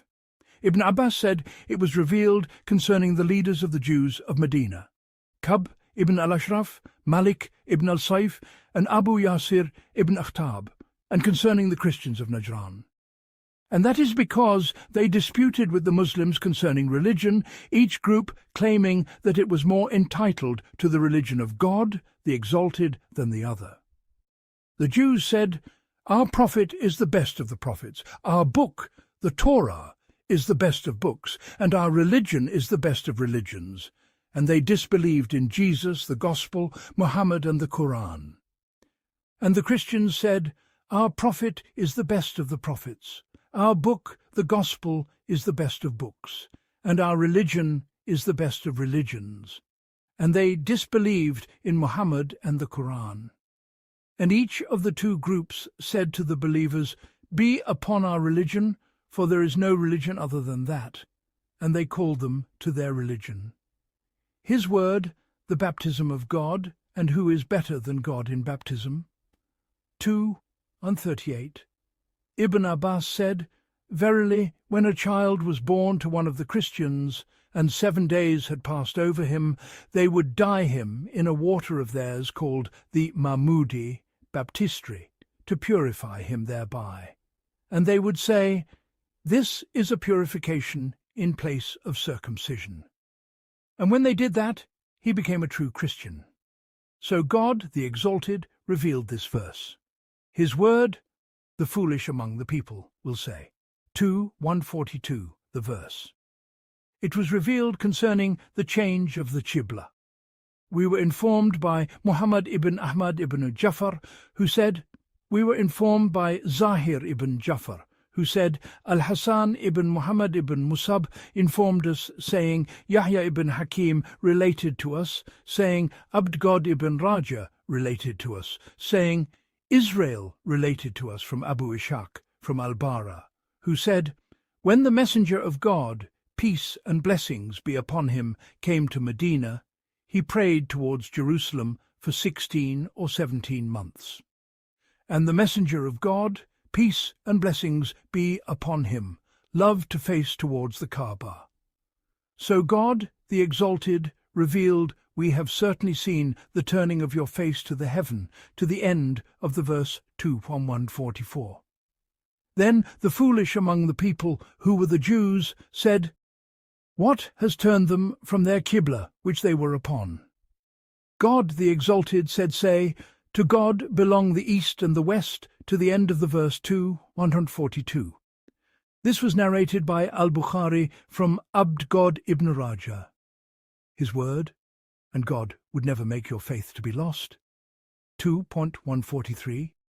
Ibn Abbas said in the narration of al-Kalbi, men from the companions of the Messenger of God, peace and blessings be upon him, had died upon the first Qibla. Among them Asad ibn Zurara, Abu Umama, one of the Banu al-Najjar, and al-Bara ibn Marur, one of the Banu Salima, and other people. Their clansmen came and said, O Messenger of God, our brothers have died while they were praying towards the first Qibla, and God, the Exalted, has turned you to the Qibla of Abraham. So, what of our brothers? So God revealed, and God would never make your faith to be lost, the verse. Then he said, we have certainly seen the turning of your face to the heaven, 2:144.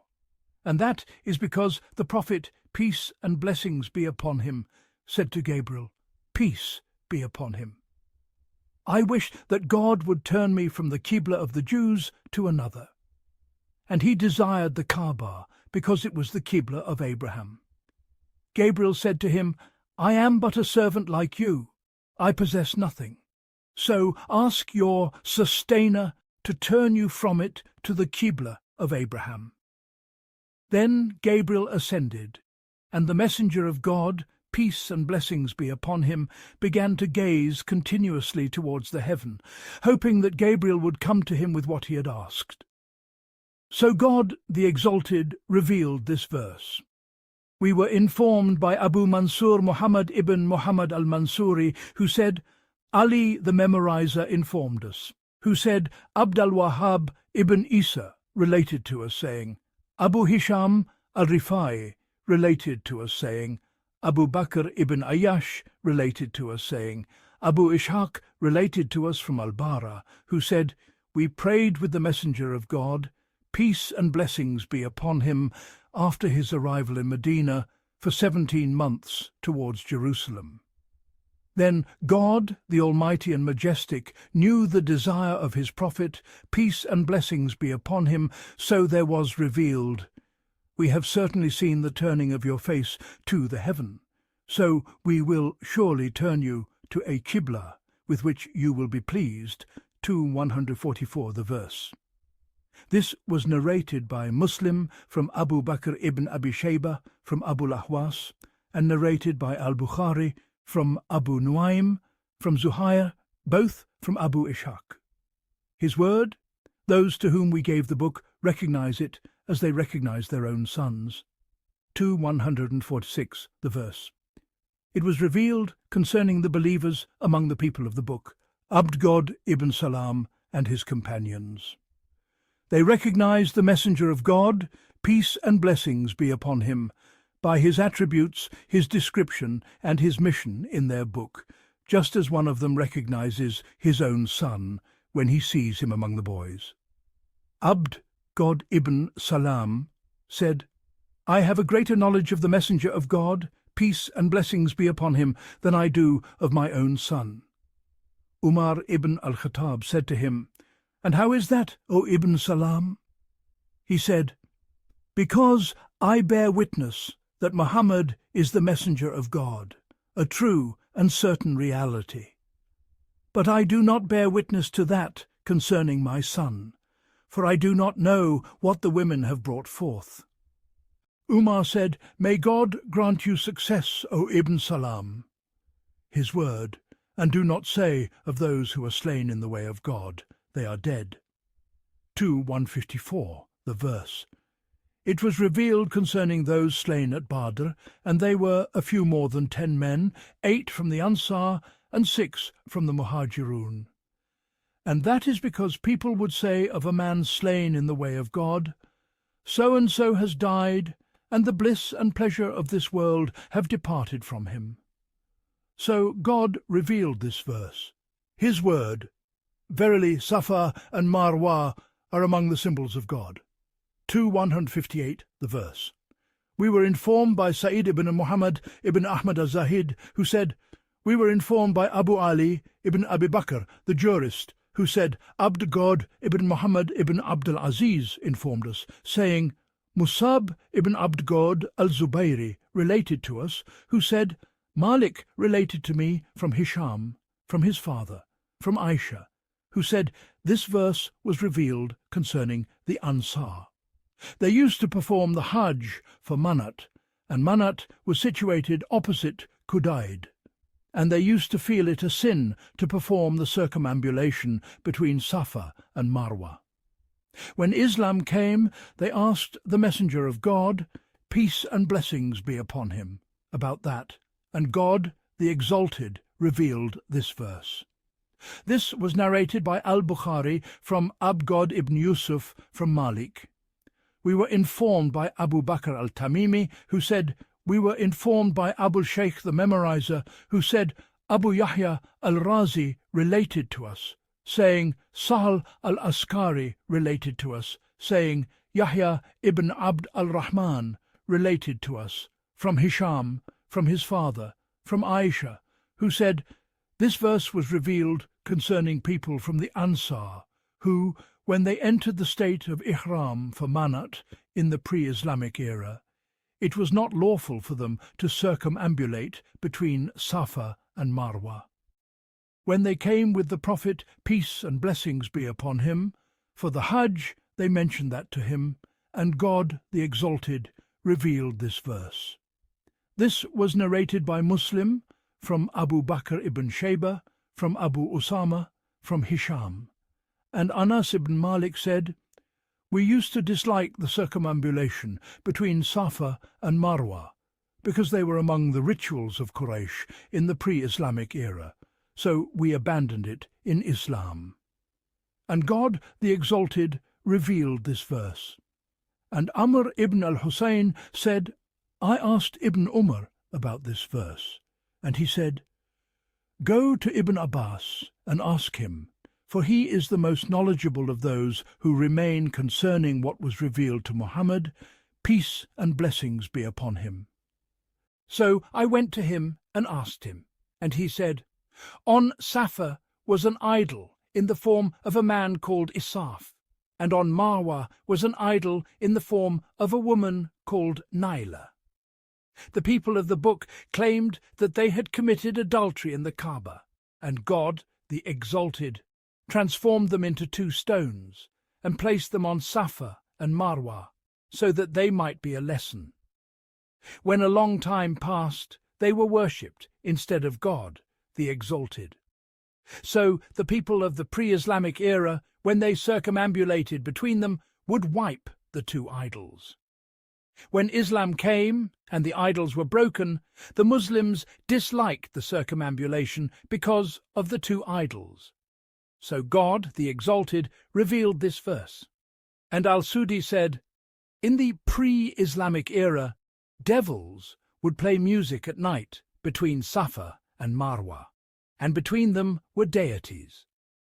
When Islam appeared, the Muslims said, O Messenger of God, we will not circumambulate between Safa and Marwa, for it is a form of polytheism that we used to practice in the pre-Islamic era. So God, the Exalted, revealed this verse. We were informed by Mansur ibn Abd al-Wahhab al-Bazar, who said, We were informed by Muhammad ibn Ahmad ibn Sinan, who said, Hamid ibn Muhammad ibn Shuaib informed us, saying, Muhammad ibn Bakr related to us, saying, Ismail ibn Zakaria related to us from Asim, from Anas ibn Malik, who said, They used to refrain from the circumambulation between Safa and Marwa, as they were among the rituals of the pre-Islamic era, and we were wary of circumambulating them. So God, the Exalted, revealed verily, Safa and Marwa are among the symbols of God the verse. This was narrated by al-Bukhari from Ahmad ibn Muhammad, from Abd God from Asim. His word, Verily, those who conceal what we have sent down have clear proofs and guidance. 2:159. It was revealed concerning the scholars of the people of the book, and their concealment of the verse of stoning, and the matter of Muhammad, peace and blessings be upon him. His word, verily, in the creation of the heavens and the earth, 2:164, the verse.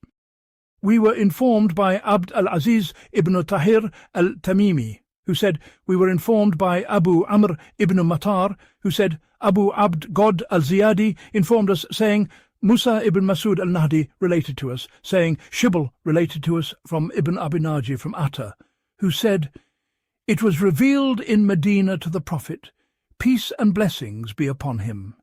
And your God is one God. There is no God but He, the most gracious, the most merciful. 2:163.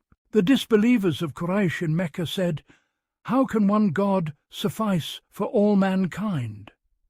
So God, the Exalted, revealed verily in the creation of the heavens and the earth and the alternation of the night and the day until he reached for a people who use reason. We were informed by Abu Bakr al-Isbahani, who said, We were informed by Abd God ibn Muhammad the Memorizer, who said Abu Yahya al-Dari related to us, saying Sahl ibn Uthman related to us, saying Abul Ahwas related to us, from Sa'id ibn Masruq from Abu Duha, who said, When this verse was revealed, and your God is one God, the polytheists were astonished and said, One God? If he is truthful, let him bring us a sign. So God, the Exalted, revealed verily in the creation of the heavens and the earth to the end of the verse, His word, O mankind, eat from what is upon the earth, lawful and good. 2:168. Al-Kalbi said, It was revealed concerning Thaqif, Khuzah, and Amir ibn Sasa, who had forbidden for themselves certain crops and livestock, and had forbidden the Bahira, the Saiba, the Wasila, and the Hami. His word, verily those who conceal what God has revealed of the book. 2:174. Al-Kalbi said from Ibn Abbas, it was revealed concerning the leaders of the Jews and their scholars. They used to receive gifts from their common folk, and they were hoping that the awaited prophet would be from among them. When he was sent from other than them, they feared the loss of their sustenance and the removal of their leadership.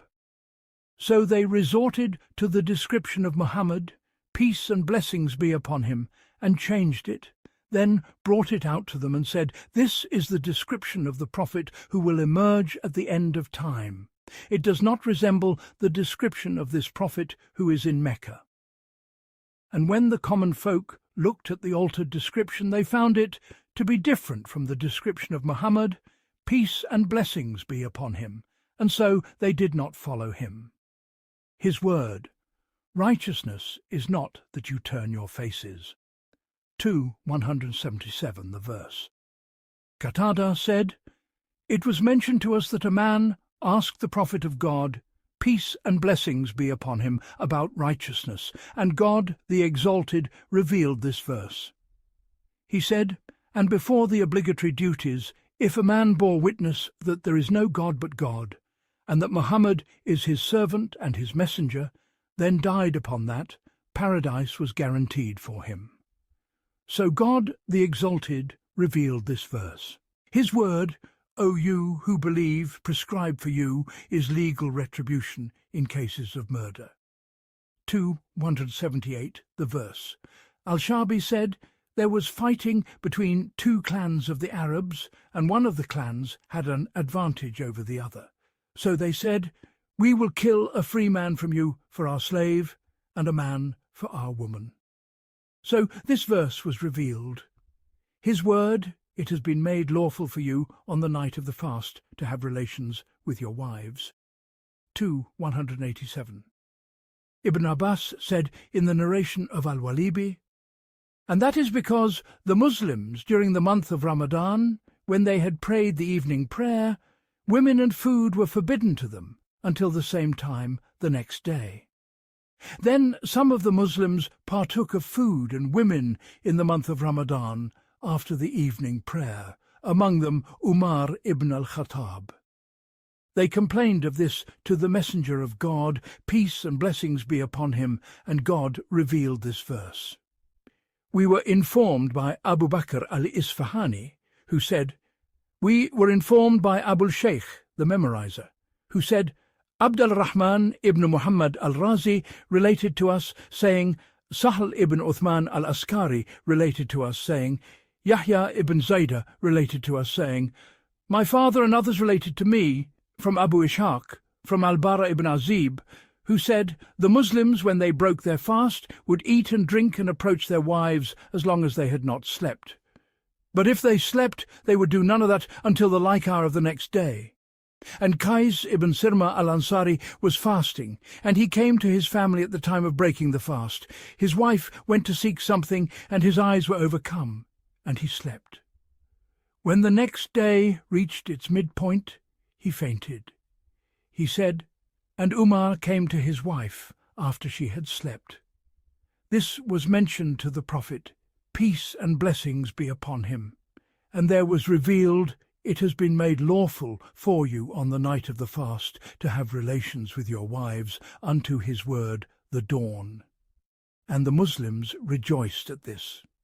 We were informed by Abu Abd al-Rahman ibn Abi Hamid, who said, we were informed by Muhammad ibn Abd ibn Muhammad al-Shaybani, who said, Muhammad ibn Abd al-Rahman al-Daghuli informed us, saying, al-Zafarani related to us, saying, Shababa related to us, saying, Israel related to us, from Abu Ishaq, from al-Bara, who said, it was the custom of the companions of Muhammad, peace and blessings be upon him, that if a man was fasting, and the time for breaking the fast came, and he slept before eating, he would not eat that night, nor the following day, until evening.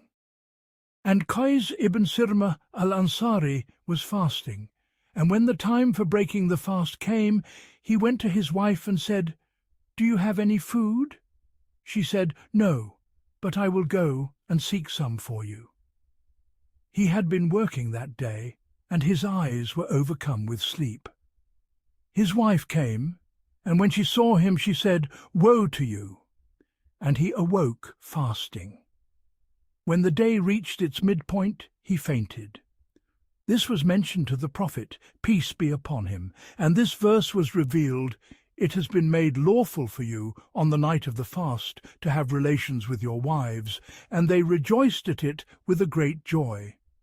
This was narrated by al-Bukhari from Abd ibn Musa from Israel.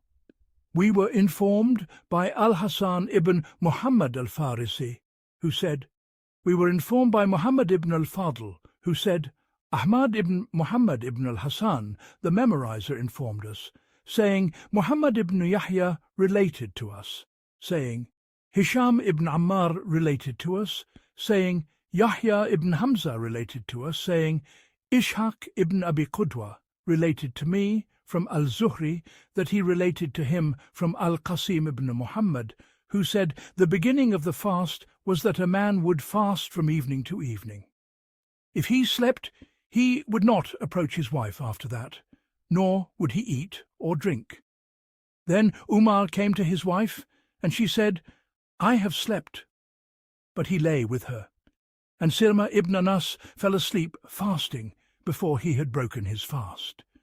And their custom was that if they slept, they would not eat or drink. So he awoke fasting, and the fast nearly killed him. So God, the Almighty and Majestic, revealed the concession and said, He has turned to you in forgiveness and pardoned you the verse.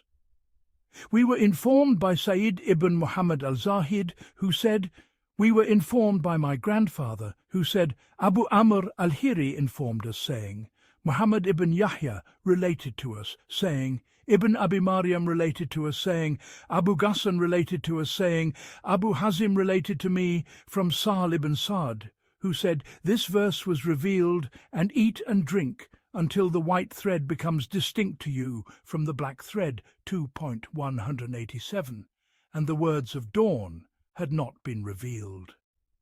And there were men who, when they intended to fast, one of them would tie to his leg a white thread and a black thread, and he would not cease eating and drinking until he could distinguish between them.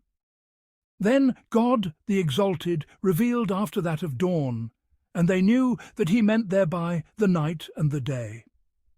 This was narrated by al-Bukhari from Ibn Abi Maryam, and by Muslim from Muhammad ibn Sahal from Abu Maryam. His word, and do not consume your property among yourselves in vanity. 2.188, the verse.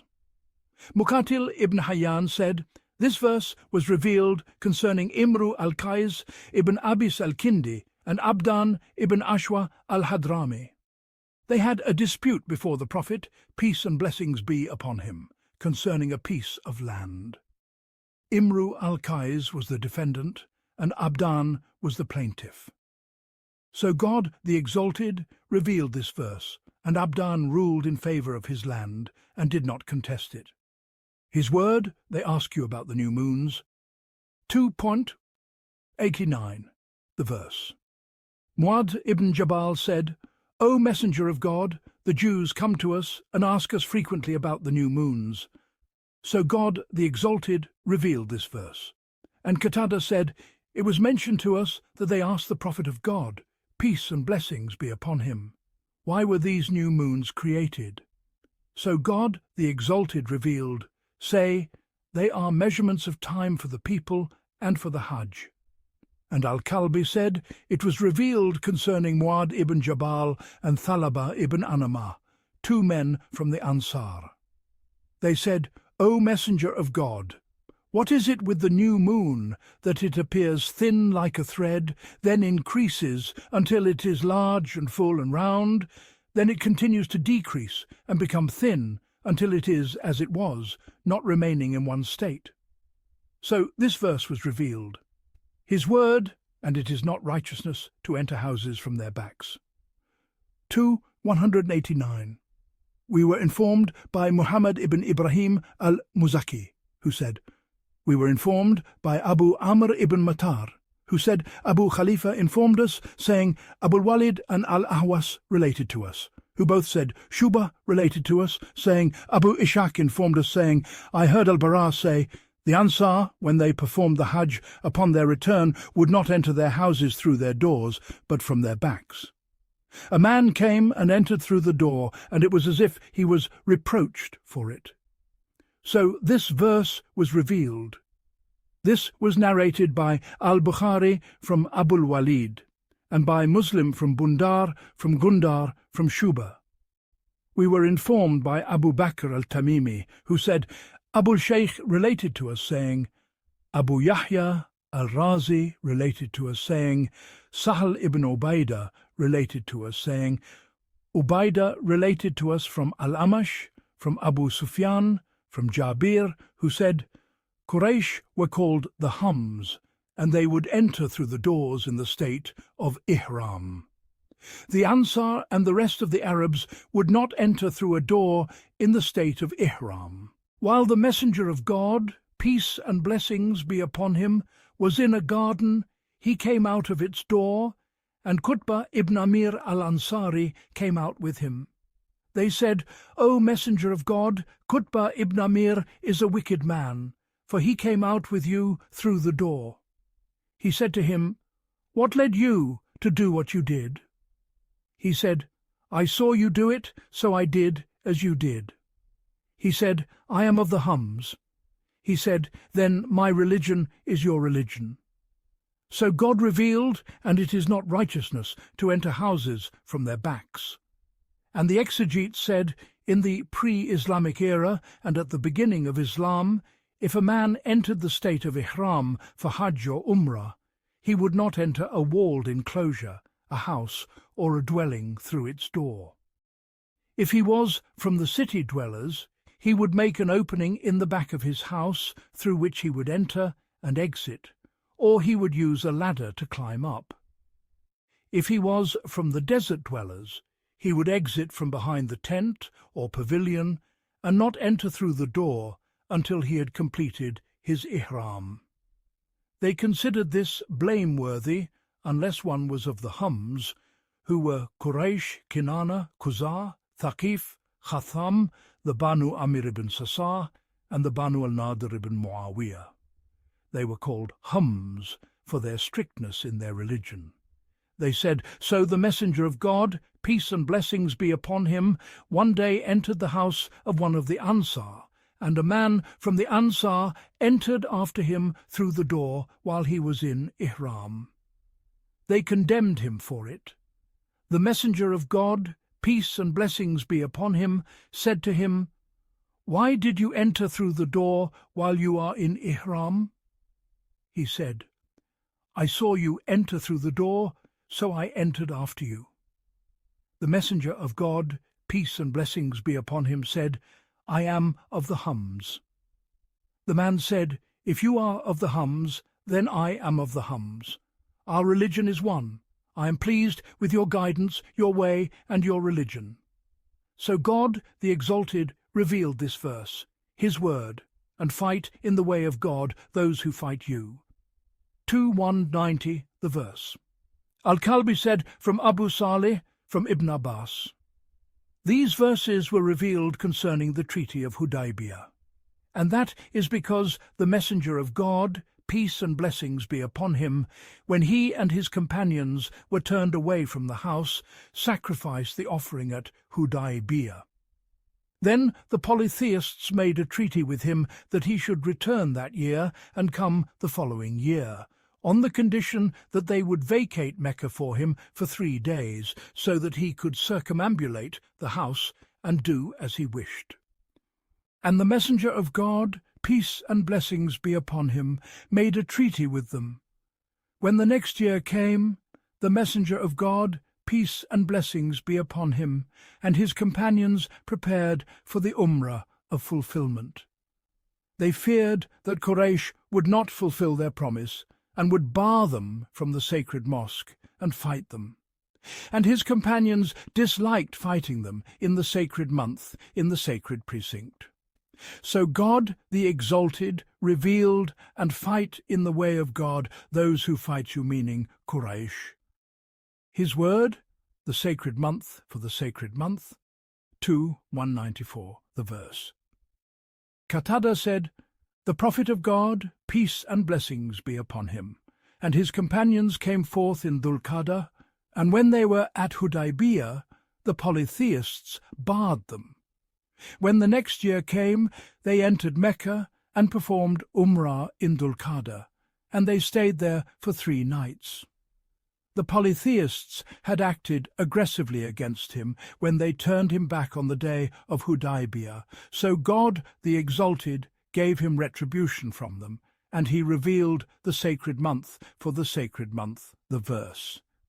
His word, and spend in the way of God, and do not throw yourselves with your own hands into destruction. 194.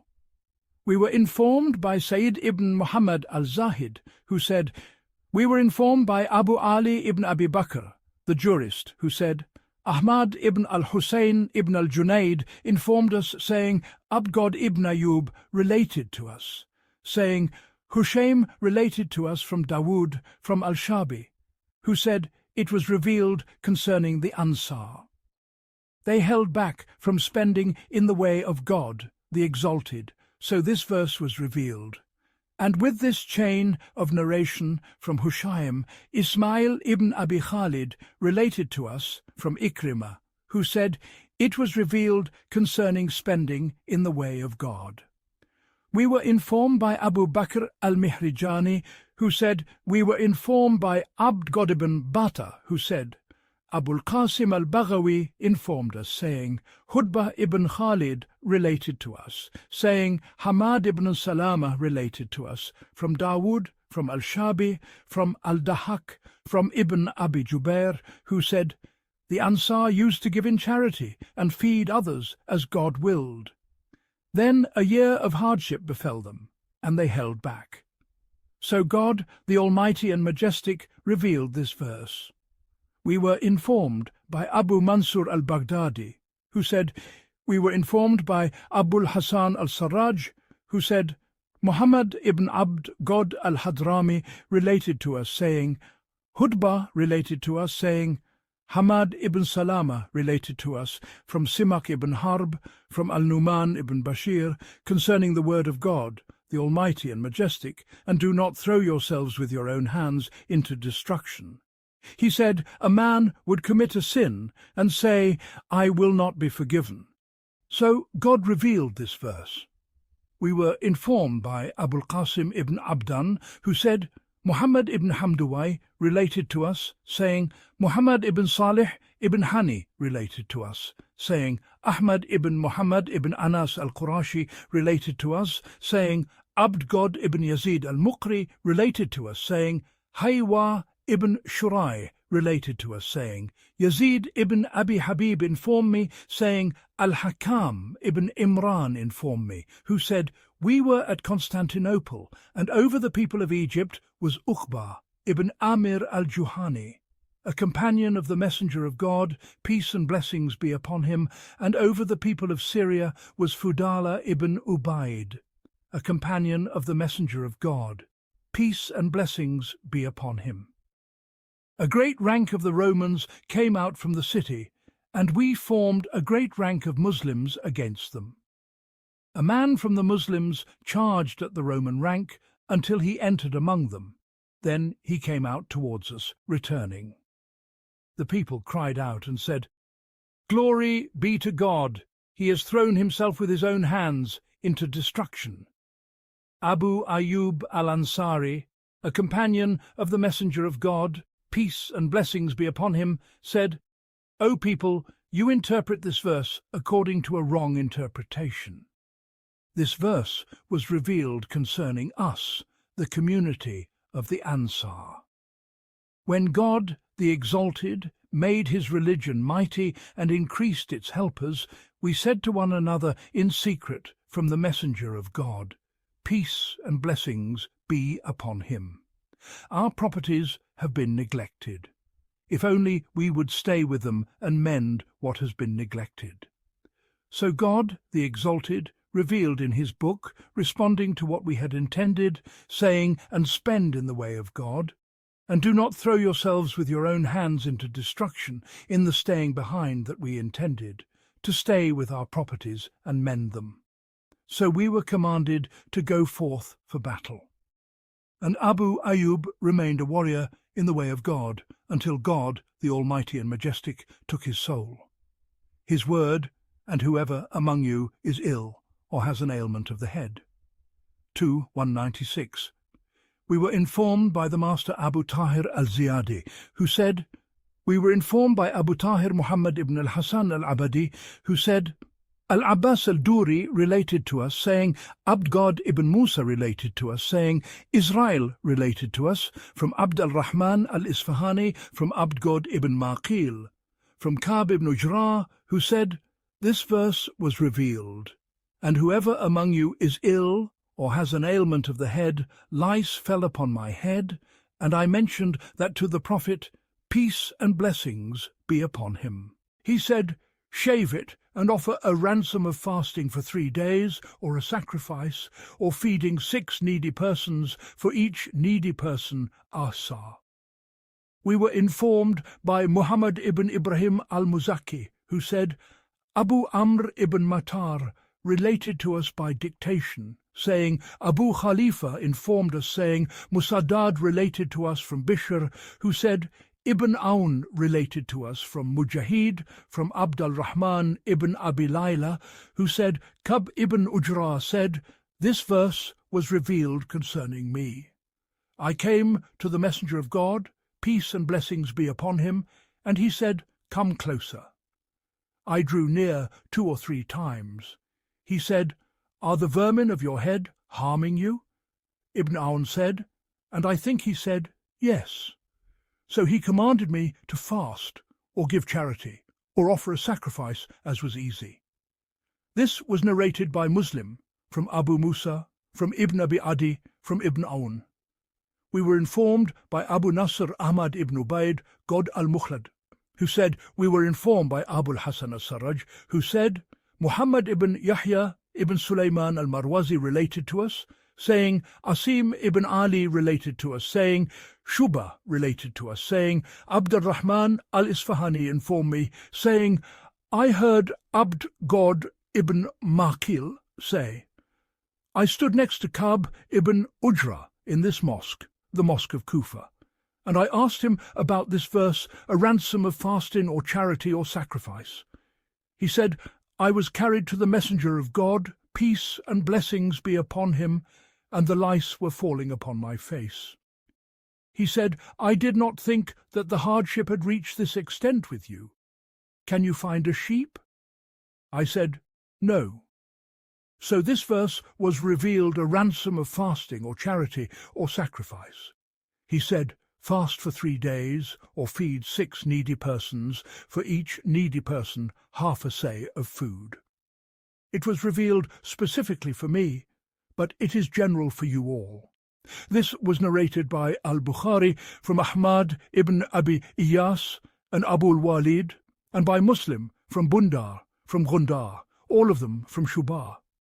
We were informed by Abu Ibrahim Ismail ibn Ibrahim al-Sufi, who said, We were informed by Muhammad ibn Ali al-Ghifari, who said, Ishaq ibn Muhammad related to us, saying, My grandfather related to us, saying, Al-Mughira al-Saqlani related to us, saying, Umar ibn Bishr al-Makki related to us, from Atta, from Ibn Abbas, who said, When we were at Hudaybiyah, Ka'b ibn Ujra came, the vermin of his head falling upon his forehead.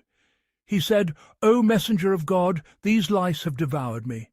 He said, Shave it and give a ransom. He said, So Ka'b shaved and sacrificed a cow. And God, the Almighty and Majestic, revealed in that very place, and whoever among you is ill or has an ailment of the head, the verse. Ibn Abbas said, The Messenger of God, peace and blessings be upon him, said, The fast is for 3 days, the sacrifice is a sheep, and the charity is a farak, divided among 6 needy persons, for each needy person 2 mud. We were informed by Muhammad ibn Muhammad al-Mansuri, who said, we were informed by Ali ibn Umar the Memorizer, who said, God ibn al-Mahdi related to us, saying Tahir ibn Isa al-Tamimi related to us, saying Zuhair ibn Abbad related to us, saying Musab ibn Mahan related to us, from Sufyan al-Thawri, from Ibn Abi Naji, from Mujahid, from Abd al-Rahman ibn Abi Layla, from Kab ibn Ujra. The messenger of God, peace and blessings be upon him, passed by him while he was kindling a fire under his pot at Hudaybiyah, and said, Are the vermin of your head harming you? He said, Yes. He said, Shave. And this verse was revealed, and whoever among you is ill or has an ailment of the head, then a ransom of fasting or charity or sacrifice. He said, The fast is for 3 days, the charity is a farak divided among 6 needy persons, and the sacrifice is a sheep. His word, and take provisions, but indeed the best provision is righteousness. 2:197. We were informed by Umar ibn Umar al-Muzaki, who said, Muhammad ibn Makki related to us, saying, Muhammad ibn Yusuf related to us, saying, Muhammad ibn Ismail related to us, who said, Yahya ibn Bishr related to me, saying, Shababa related to us, from Warqa, from Amr ibn Dinar, from Ikrimah, from Ibn Abbas, who said, The people of Yemen used to perform the Hajj without taking provisions, saying, We are those who trust in God. When they arrived in Mecca, they would ask the people. So God, the Almighty and Majestic, revealed, and take provisions, but indeed the best provision is righteousness. And Atta ibn Abi Rabah said, A man would go out and place his burden upon another. So God, the Exalted, revealed and take provisions, but indeed the best provision is righteousness. His word, There is no blame upon you for seeking bounty from your sustainer. 2:198 the verse. We were informed by Mansur ibn Abd al-Wahhab al-Bazar, who informed us.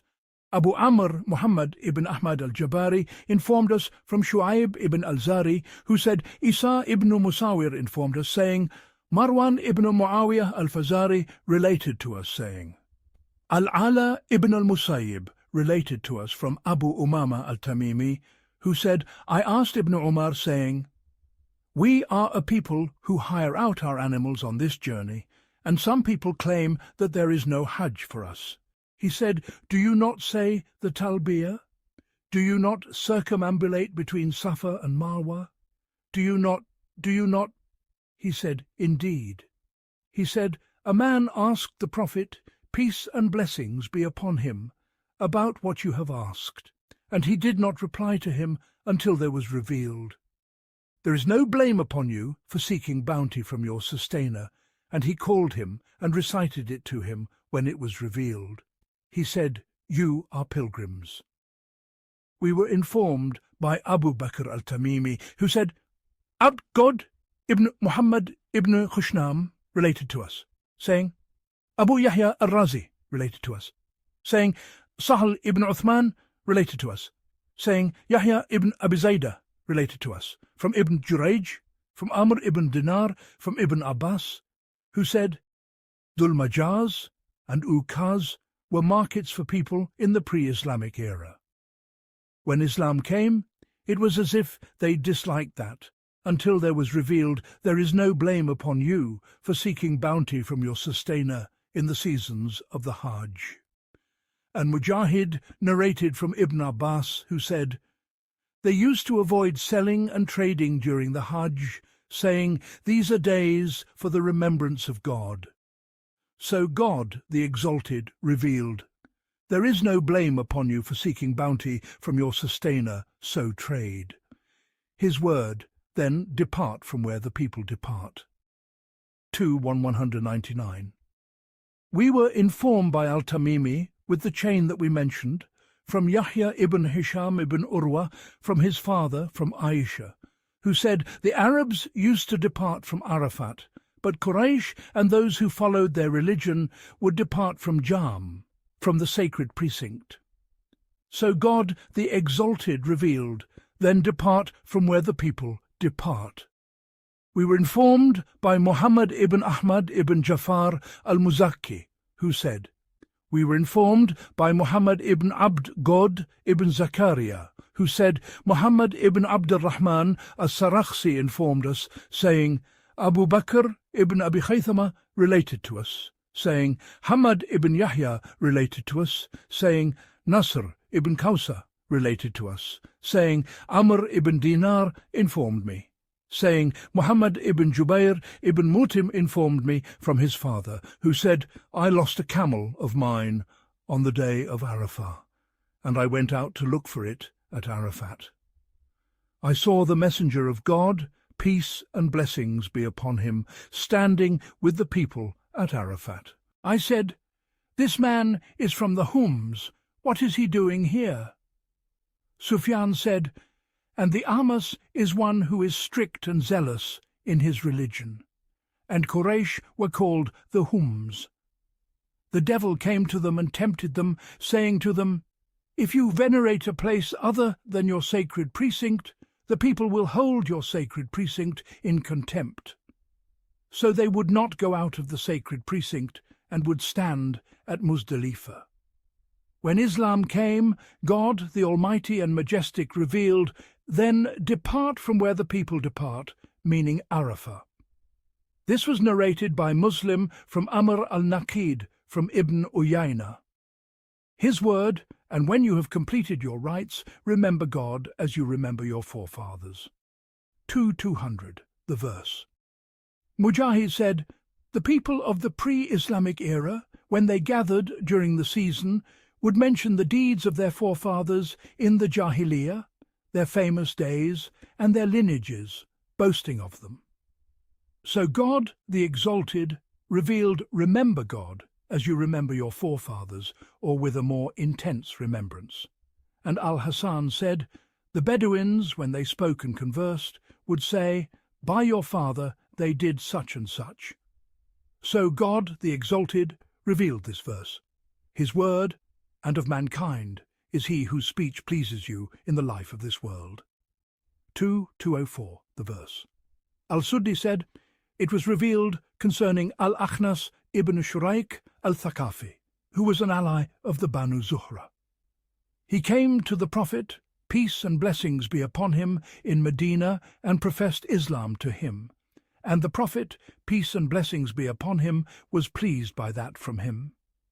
He said, I have only come seeking Islam, and God knows that I am truthful. And that is his word, and he calls God to witness as to what is in his heart. Then he left the presence of the messenger of God, peace and blessings be upon him, and passed by the crops of a group of Muslims and their donkeys. He burned the crops and hamstrung the donkeys. So God, the Exalted, revealed concerning him, and when he turns away, he strives in the land to cause corruption therein, and destroy the crops and the livestock. 205. His word, and of mankind, is he who sells himself, seeking the pleasure of God. 207, the verse. Said Ibn al-Musayyib said, Suhaib set out as an emigrant towards the messenger of God, peace and blessings be upon him, and a group of polytheists from Quraysh followed him. He dismounted from his camel, emptied his quiver, and took his bow. Then he said, O people of Quraysh, you know that I am the most skilled archer among you. By God, you will not reach me until I have shot all that is in my quiver. Then I will strike with my sword as long as any of it remains in my hand. Then do as you please. They said, Guide us to your house and your wealth in Mecca, and we will let you go. They made a covenant with him that if he guided them, they would leave him be, and he did so. When he came to the Prophet, peace and blessings be upon him, he said, O Abu Yahya, the transaction was profitable, the transaction was profitable. And God revealed, and of mankind is he who sells himself, seeking the pleasure of God. And the exegetes said, The polytheists seized Suhaib and tortured him. Suhaib said to them, I am an old man. It will not harm you whether I am with you or against you. He conditioned upon them a mount and provisions, and he set out for Medina. Abu Bakr, Umar, and other men met him. Abu Bakr said to him, Your transaction was profitable, O Abu Yahya. Suhaib said, And your transaction was not at a loss. What is that? He said, God has revealed concerning you such and such. And he recited to him this verse. And al-Hasan said, Do you know concerning whom this verse was revealed? That a Muslim meets a disbeliever and says to him, Say, there is no God but God. And if you say it, you have protected your wealth and your blood. But he refuses to say it. The Muslim then says, By God, I will surely sell my soul to God. He advances and fights until he is killed. And it was said, It was revealed concerning one who enjoins good and forbids evil. Abul Khalil said, Umar ibn al-Khattab heard a person reciting this verse, and Umar said, To God we belong. A man stood up to enjoin good and forbid evil, and he was killed. His word, the Almighty and Majestic, O you who believe, enter into submission, all of you. 2.208, the verse. Atta said from Ibn Abbas, This verse was revealed concerning Abd ibn Salam and his companions, and that is because when they believed in the Prophet, peace and blessings be upon him, they believed in his laws and the laws of Moses. They venerated the Sabbath and disliked the meat and milk of camels after they had become Muslims. The Muslims disapproved of that from them. They said, We are strong enough for this and that. And they said to the Prophet, Peace and blessings be upon him. The Torah is the book of God, so let us act according to it. So God, the Exalted, revealed this verse. His word, or do you think that you will enter paradise? 2.14, the verse. Qatada and al-Sudi said, This verse was revealed during the Battle of the Trench, when the Muslims were afflicted with hardship, severity, heat, cold, a harsh life, and various kinds of harm. It was as God, the Exalted, said, and the hearts reached the throats, 33:10. And Atta said, When the messenger of God, peace and blessings be upon him, and his companions entered Medina, hardship became severe for them, because they had left without any wealth and had left their homes and properties in the hands of the polytheists, choosing the pleasure of God and his messenger. And the Jews showed enmity to the messenger of God, peace and blessings be upon him, and a group of the wealthy concealed their hypocrisy. So God, the Exalted, revealed to console their hearts, or do you think the verse? His word, they ask you what they should spend. 2.15, the verse. Ibn Abbas said in the narration of Abu Salih, It was revealed concerning Amr ibn al-Jamuh al-Ansari, who was an old man with a great deal of wealth.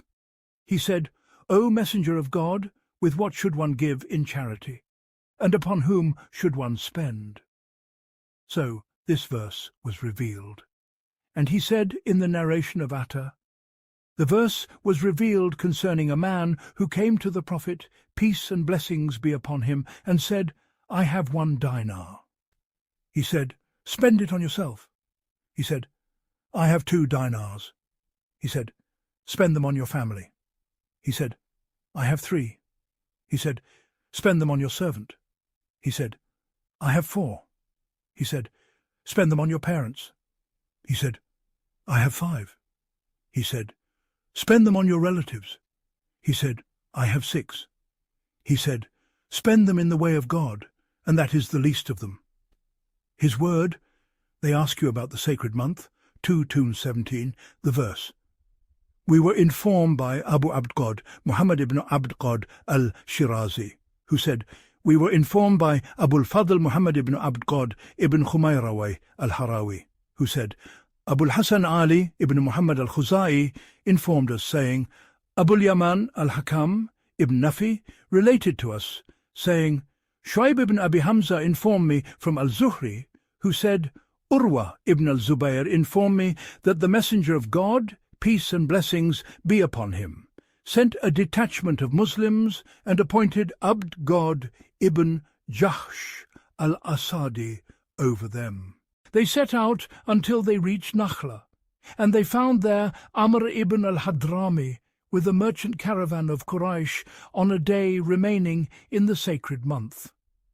The Muslims disputed, and one of them said, "We know this day to be of the sacred month, and we do not think it right that you should violate it for a desire you have set your hearts on." But those who desired the worldly gain prevailed, and they rushed upon Ibn al-Hadrami and killed him and took his caravan as spoils. News of this reached the disbelievers of Quraysh, and Ibn al-Hadrami was the first to be killed between the Muslims and the polytheists. A delegation of the disbelievers of Quraysh rode until they came to the Prophet, peace and blessings be upon him, and said, "Do you permit fighting in the sacred month?" So God, the Exalted, revealed, "They ask you about the sacred month, fighting therein to the end of the passage. We were informed by Abu Bakr Ahmad ibn Muhammad al-Harani, who said, we were informed by Abd God ibn Muhammad ibn Jafar, who said, Abd al-Rahman ibn Muhammad al-Razi related to us, saying, Sahal ibn Uthman related to us, saying, Yahya ibn Abi Zaidah related to us, from Muhammad ibn Ishaq, from al-Zuhri, who said, the Messenger of God, peace and blessings be upon him, sent Abd God ibn Jash with a group of the Muhajirun. Abd God ibn Waqid al-Laythi killed Amr ibn al-Hadrami on the last day of Rajab.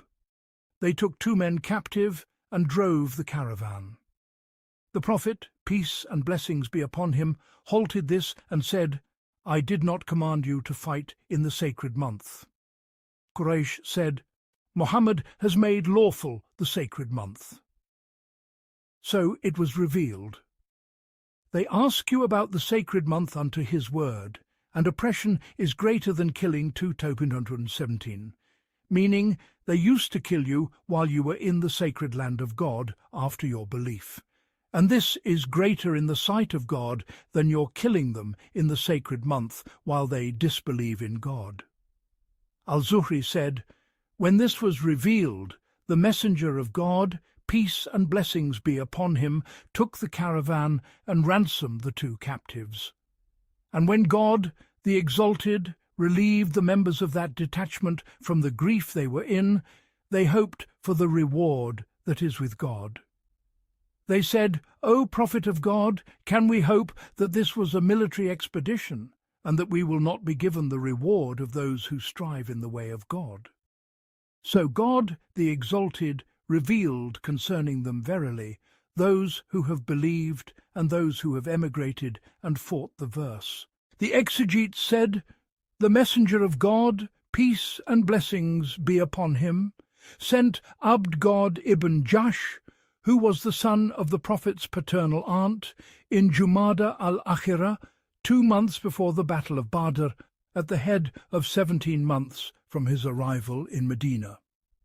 He sent with him 8 men from the Muhajirun, Sa'd ibn Abi Waqqas al-Zuhri, Ukasha ibn Mihsan al-Asadi, Utbah ibn Ghazwan al-Sulami, Abu Hudayfa ibn Utbah ibn Rabi'ah, Suhail ibn Bayda, Amir ibn Rabi'ah, Waqid ibn Abd God, and Khalid ibn Bukair. He wrote a letter for their commander, Abd God ibn Jash, and said, Go forth in the name of God, and do not look at the letter until you have travelled for 2 days. When you have made 2 stops, open the letter and read it to your companions. Then proceed as I have commanded you, and do not compel any of your companions to march with you. So Abd God marched for 2 days, then he stopped and opened the letter, and in it was, In the name of God, the most gracious, the most merciful. Now then, go forth with the blessing of God, with those of your companions who follow you until you reach the valley of Nakhla. There lie in wait for the caravan of Quraysh, that you may perhaps bring us news of it." When Abd-God looked at the letter, he said, "To hear is to obey." He said this to his companions, and said, "He has forbidden me to compel any one of you." When he was at Mardin, above Al-Fur, Sa'd ibn Abi Waqqas and Utbah ibn Ghazwan had lost a camel of theirs which they had been taking turns riding, so they asked permission to stay behind to search for their camel, and he gave them permission. So they stayed behind to search for it, and Abd-God proceeded with the rest of his companions until he reached the valley of Nakhla, between Mecca and Taif. While they were there, a caravan of Quraysh passed by them, carrying raisins, leather and merchandise from the trade of Taif. Among them were Amr ibn al-Hadrami, al-Hakam ibn Kaysan, Uthman ibn Abd-God ibn Mughira, and Nawfal ibn Abd-God al-Makhzumi. When they saw the companions of the Messenger of God, peace and blessings be upon him, they were afraid of them. Abd-God ibn Jash said, "The people are alarmed by you, so let one of you shave his head and present himself to them. If they see him with his head shaved, they will feel secure and say, 'They are people on Umrah.'" So they shaved the head of Ukashah, and then he appeared before them. They said, "They are people on Umrah, there is no harm from you," and they felt secure. This was on the last day of Jumada al-Akhira, and they thought it was still Jumada, or that it was Rajab. The men consulted among themselves concerning them, and said, "If you leave them this night, they will enter the sacred precinct and will be safe from you." So they resolved to engage the group. Waqid ibn Abd-God al-Sahmi shot Amr ibn al-Hadrami with an arrow and killed him, and he was the first of the polytheists to be killed. They captured al-Hakam and Uthman, and they were the first two captives in Islam. Nawfal escaped and eluded them. The believers drove the caravan and the two captives until they came to the Messenger of God, peace and blessings be upon him, in Medina. Quraysh said, "Muhammad has made lawful the sacred month, a month in which the fearful feel safe, and people are secure in their livelihoods.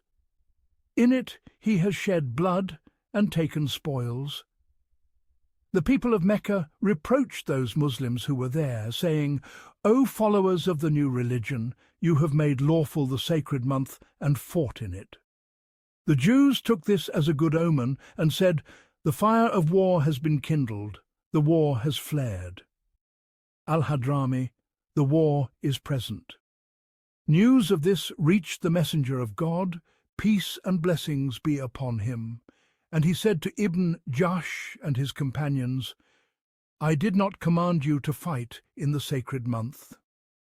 He held back the caravan and the two captives and refused to take anything from it. This weighed heavily on the members of the detachment, and they thought they were doomed.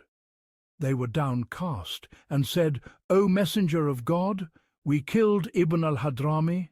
Then in the evening we looked at the new moon of Rajab, so we do not know if we struck him in Rajab or in Jumada."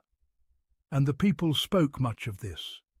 So God the Exalted revealed, "They ask you about the sacred month," the verse. The Messenger of God, peace and blessings be upon him, took the caravan and set aside 1/5 from it, and this was the first 1/5 in Islam. He divided the remainder among the members of the detachment, and this was the first spoil of war in Islam. The people of Mecca sent for the ransom of their two captives. He said, "We will not ransom them until Sa'd and Utbah arrive. If they do not arrive, we will kill them in their place." When they arrived, he ransomed them. As for al-Hakam ibn Kaysan, he became a Muslim and stayed with the Messenger of God, peace and blessings be upon him, in Medina, and he was killed as a martyr on the day of Bir Mauna. As for Uthman ibn Abd-God, he returned to Mecca and died there as a disbeliever. As for Naufal, he struck the belly of his horse on the day of the Confederates to enter the trench against the Muslims, and he fell into the trench with his horse, and they were both shattered. God, the Exalted, killed him. The polytheists sought his corpse for a price. The messenger of God, peace and blessings be upon him, said, "Take it, for it is a foul corpse with a foul ransom." This is the cause of the revelation of his word, the Exalted. They ask you about the sacred month and the verse that follows it. His word, they ask you about wine and gambling. 2:219, the verse. It was revealed concerning Umar ibn al-Khattab, Mu'ad ibn Jabal, and a group of the Ansar who came to the messenger of God, peace and blessings be upon him, and said, "Give us a ruling on wine and gambling, for they take away the intellect and strip one of his wealth." So God, the Exalted, revealed this verse. His word, they ask you about orphans. 2.220.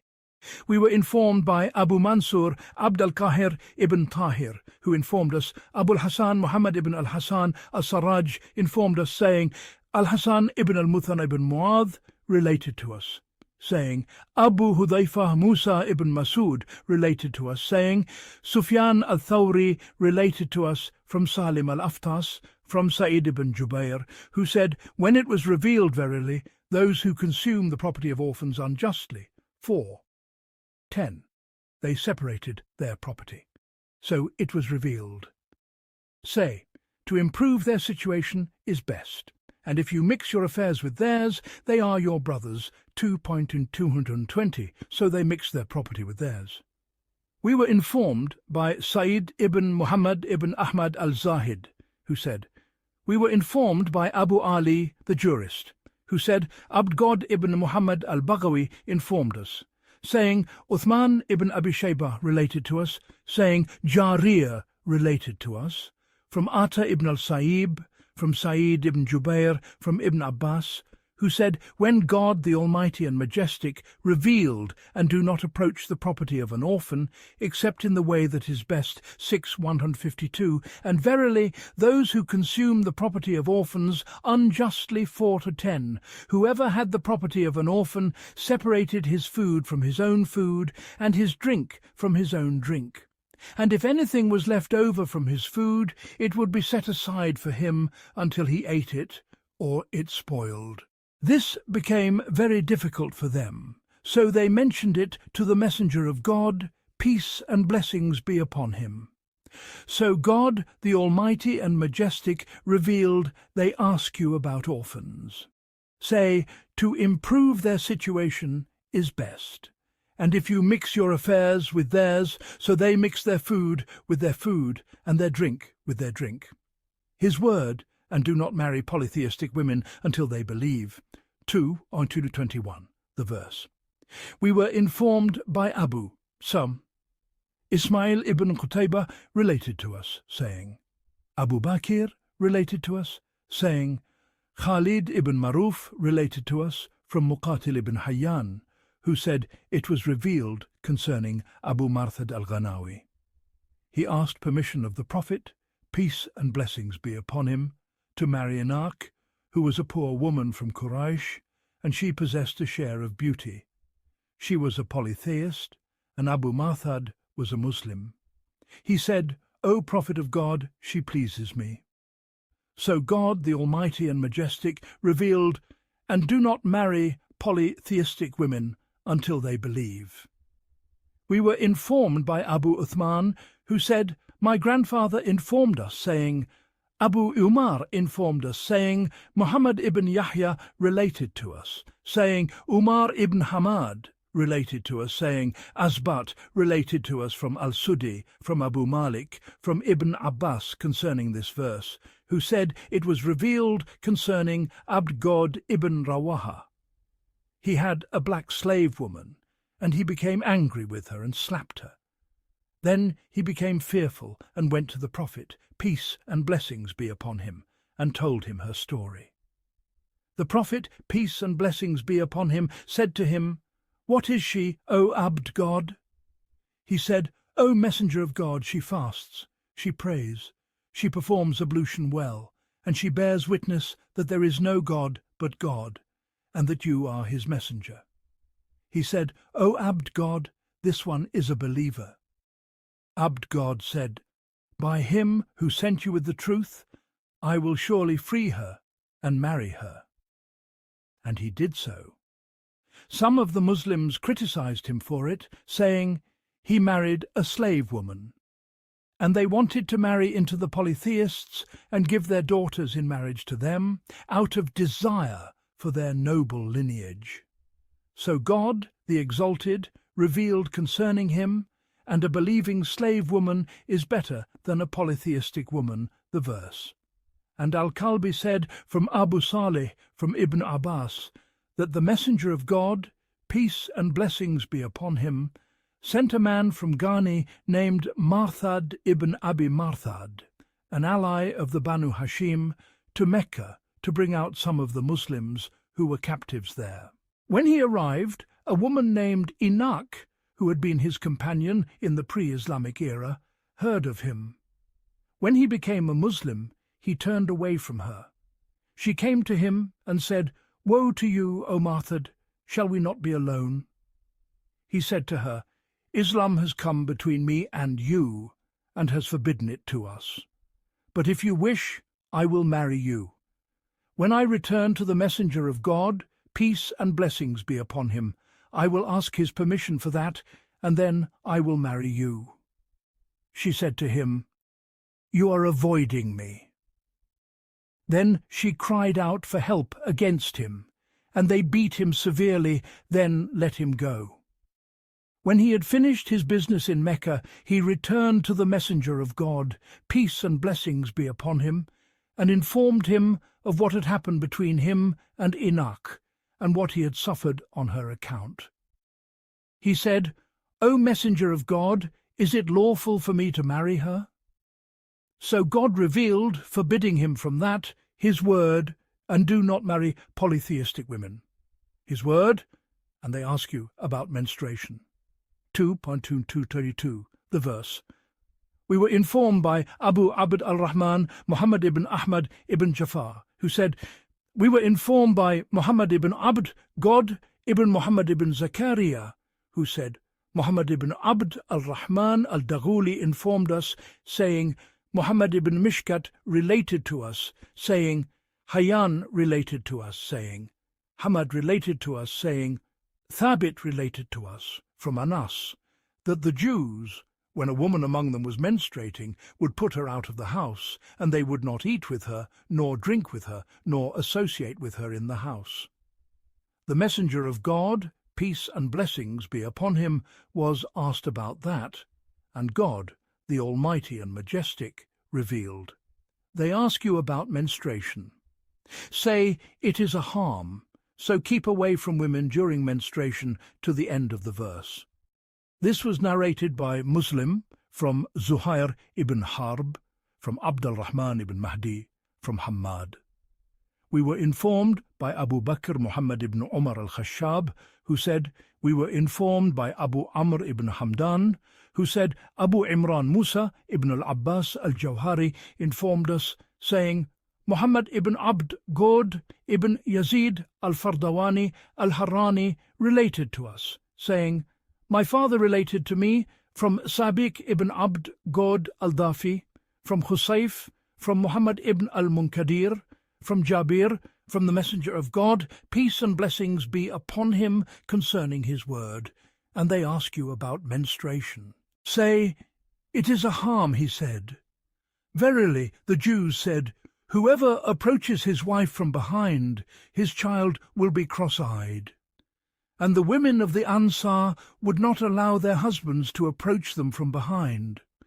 They came to the Messenger of God, peace and blessings be upon him, and asked him about a man approaching his wife while she is menstruating, and about what the Jews had said. So God, the Almighty and Majestic, revealed, and they ask you about menstruation, and do not approach them until they are pure, 2.2222, meaning after ghusl. And when they have purified themselves, then come to them from where God has commanded you. 2:22, meaning the front. Verily, God loves those who are constantly repentant and loves those who purify themselves. Your women are a tilth for you, so come to your tilth as you will. 2.2 2223, for the tilth is where the child grows and comes forth from. And the exegetes said, in the pre-Islamic era, if a woman was menstruating, the Arabs would not eat with her, nor drink with her, nor dwell with her in a house, like the practice of the Magians. Abu Dahda asked the Messenger of God, peace and blessings be upon him, about that, saying, O Messenger of God, what do we do with women when they are menstruating? So God revealed this verse, His word, the Exalted, your women are a tilth for you. 2.223, the verse. We were informed by Abu Bakr Ahmad ibn al-Hasan, the judge, who said, we were informed by Hajib ibn Ahmad, who said, Abd al-Rahim ibn Munib related to us, saying, Sufyan ibn Uyayna related to us from Ibn al-Munkadir. He heard Jabir ibn Abd, God say, the Jews used to say, concerning one who approaches his wife from behind in her front passage, the child will be cross-eyed. So it was revealed, your women are a tilth for you, so come to your tilth as you will. This was narrated by al-Bukhari from Abu Nu'aym, and by Muslim from Abu Bakr ibn Abi Shaybah, both from Sufyan. We were informed by Muhammad ibn Ibrahim ibn Muhammad ibn Yahya, who informed us. Abu Sa'id Ismail ibn Ahmad al-Jilali informed us, who informed us. Abdgod ibn Zaydan al-Bajali informed us, saying Abu Quraib related to us, saying al-Muharibi related to us, from Muhammad ibn Ishaq, from Aban ibn Muslim, from Mujahid, who said, I presented the Mushaf to Ibn Abbas 3 times from its opening to its end, stopping him at every verse and asking him about it, until I came to this verse, your women are a tilth for you, so come to your tilth as you will. Ibn Abbas said, verily this clan of Quraysh used to marry women and take pleasure with them from the front and from the back. When they came to Medina, they married women from the Ansar, and they went to do with them as they had done in Mecca.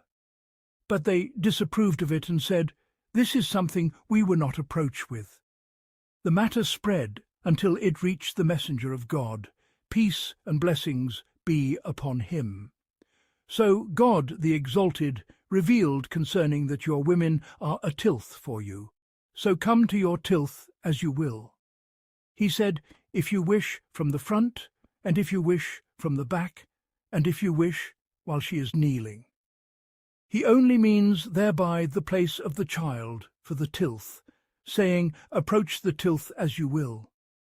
This was narrated by Al-Hakim Abu Abd in his Sahih, from Abu Zakaria al-Ambari, from Muhammad ibn Abd salam, from Ishaq ibn Ibrahim, from al-Muharibi. We were informed by Sayyid ibn Muhammad al-Jannai, who said, we were informed by Abu Ali ibn Abi Bakr, the jurist, who said, Abu al-Qasim al-Baghawi related to us, saying, Ali ibn Jad related to us, saying, Shuba related to us from Muhammad ibn al-Munkadir, who said, I heard Jabir say, the Jews said, if a man approaches his wife while she is kneeling, the child will be cross-eyed. So God, the Almighty and Majestic, revealed, your women are a tilth for you, the verse. We were informed by Sa'id ibn Muhammad al-Hannai, who said, we were informed by Muhammad ibn Abd God ibn Hamdun, who said, Ahmad ibn al-Husayn ibn al-Barki informed us, saying, Abu al-Azhar related to us, saying, Wahb ibn Jarir related to us, saying, Abu Quraib related to us, saying, I heard al-Numan ibn Rashid from Muhammad ibn al-Munkadir, from Jabir ibn Abd God, who said, the Jews said, if a man has intercourse with his wife from a prone position, her child will be born cross-eyed. So it was revealed, your women are a tilth for you, So come to your tilth as you will, if he wishes, from a prone position, and if he wishes, not from a prone position, provided that it is in the single passage. This was narrated by Muslim from Harun ibn Maruf, from Wahb ibn Jarir. Sheikh Abu Hamid ibn al-Sharfi said, "This is a magnificent hadith, equal to 100 hadiths, and it was not narrated from al-Zuhri except by al-Numan ibn Rashid. We were informed by Muhammad ibn Abd al-Rahman al-Mutawwi, who said Umar ibn Hamdan informed us, who said Abu Ali related to us, saying Zuhair related to us, saying Yunus ibn Muhammad related to us, saying Yaqub al-Qummi related to us, saying Jafar related to us, from Sa'id ibn Jubair, from Ibn Abbas, who said Umar ibn al-Khattab came to the Messenger of God, peace and blessings be upon him, and said, I am ruined. He said, and what has ruined you? He said, I turned my saddle around last night. He said, and he did not reply to him at all. Then this verse was revealed to the Messenger of God, peace and blessings be upon him. Your women are a tilth for you, so come to your tilth as you will. He says, approach from the front and from the back, and avoid the anus and the time of menstruation. We were informed by Abu Bakr Ahmad ibn Muhammad al-Isfahani, who said, Abd God ibn Muhammad, the memorizer, related to us, saying, Abu Yahya al-Razi related to us, saying, Sal ibn Uthman related to us, saying, al-Muharibi related to us, from Layth, from Abu Salih, from Sa'id ibn al-Musayyib, that he was asked about his word.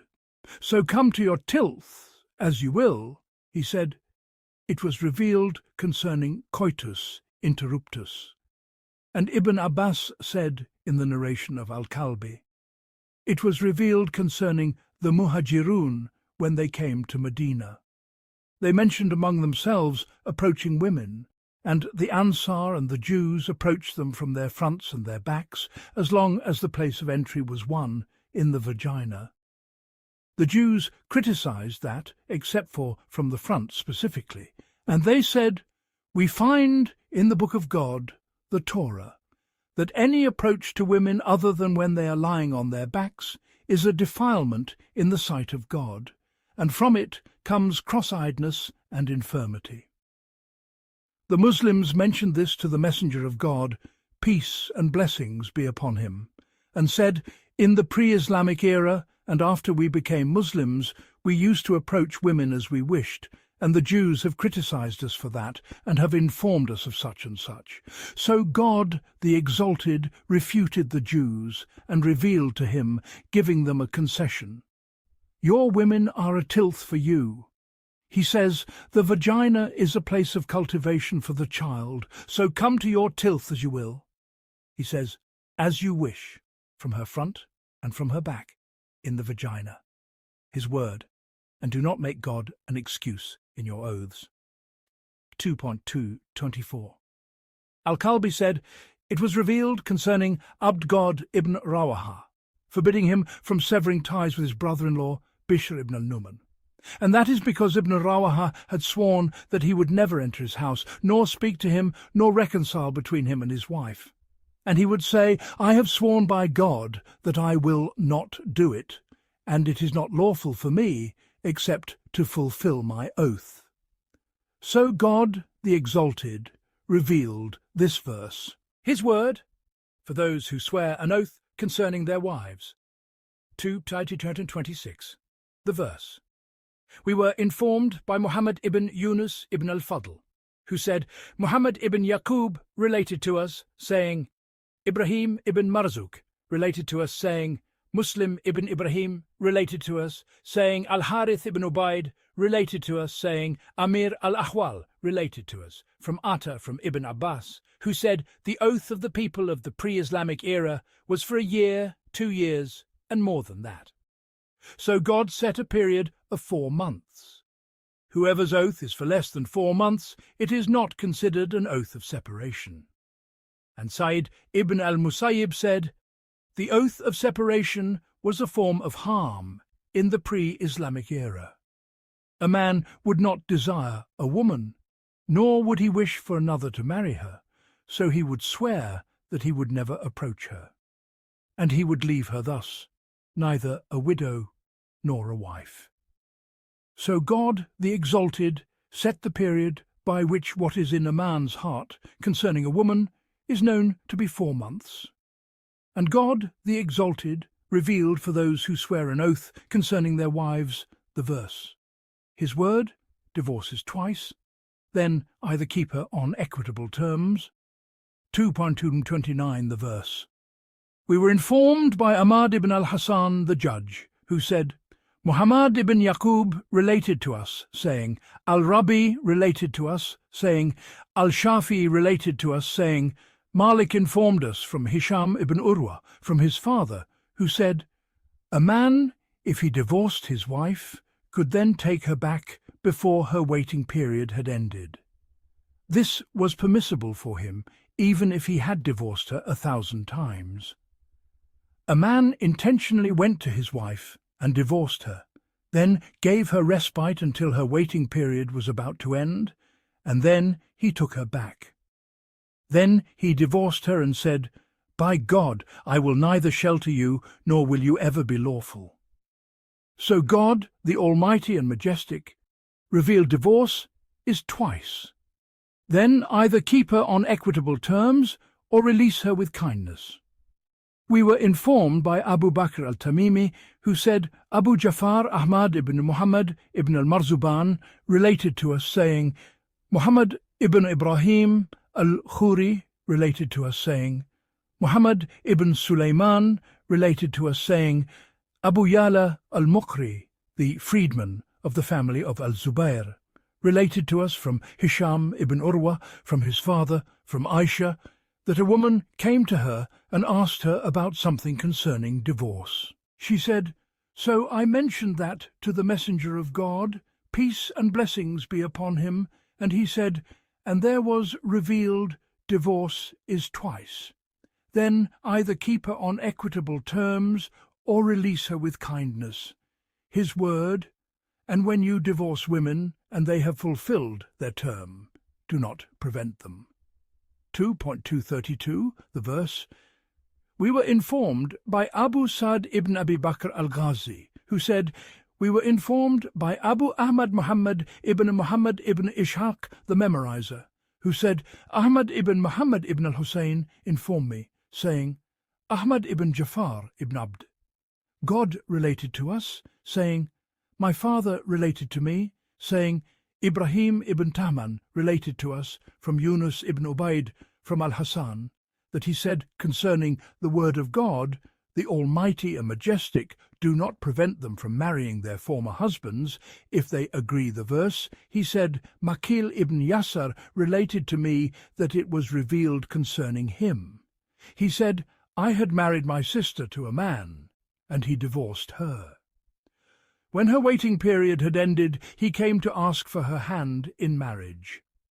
I said to him, I married you to her and gave you your home and honoured you, and you divorced her. Then you come asking for her hand? No, by God, she will never return to you. He said, and he was a man of no ill repute, and the woman wanted to return to him. So God, the Almighty and Majestic, revealed this verse.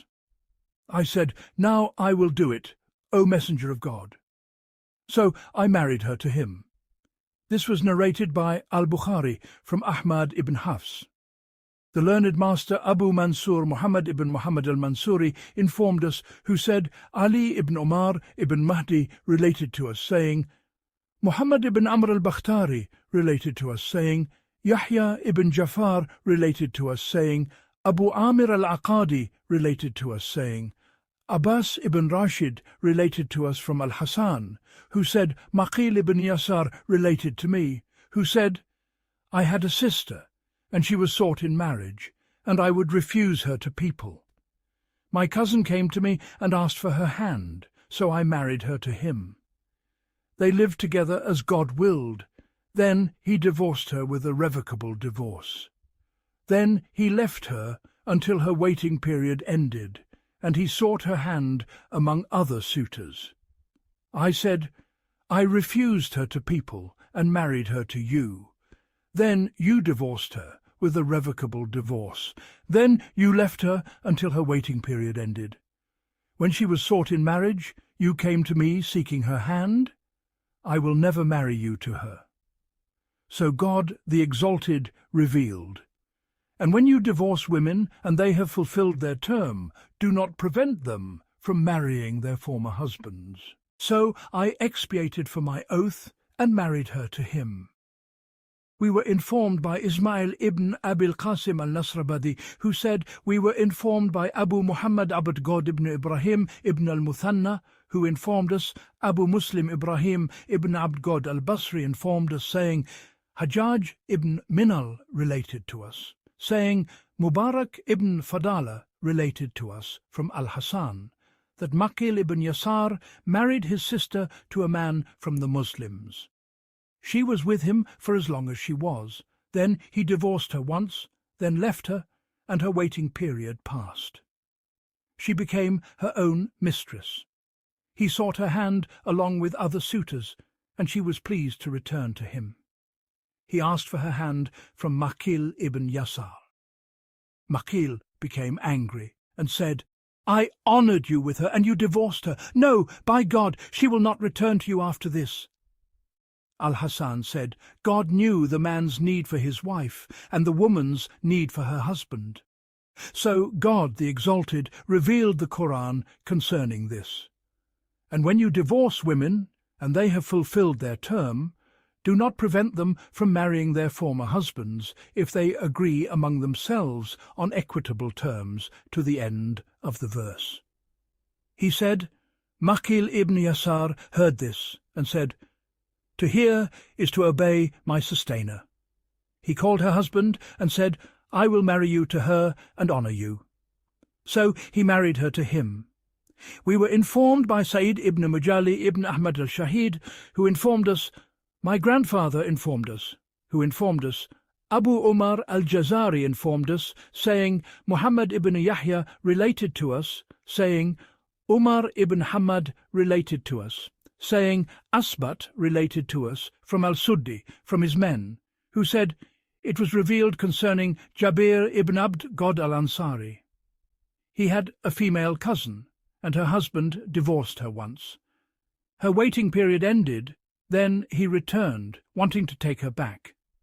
Jabir refused and said, You divorced our cousin, and now you want to marry her? The woman wanted her husband and was pleased with him.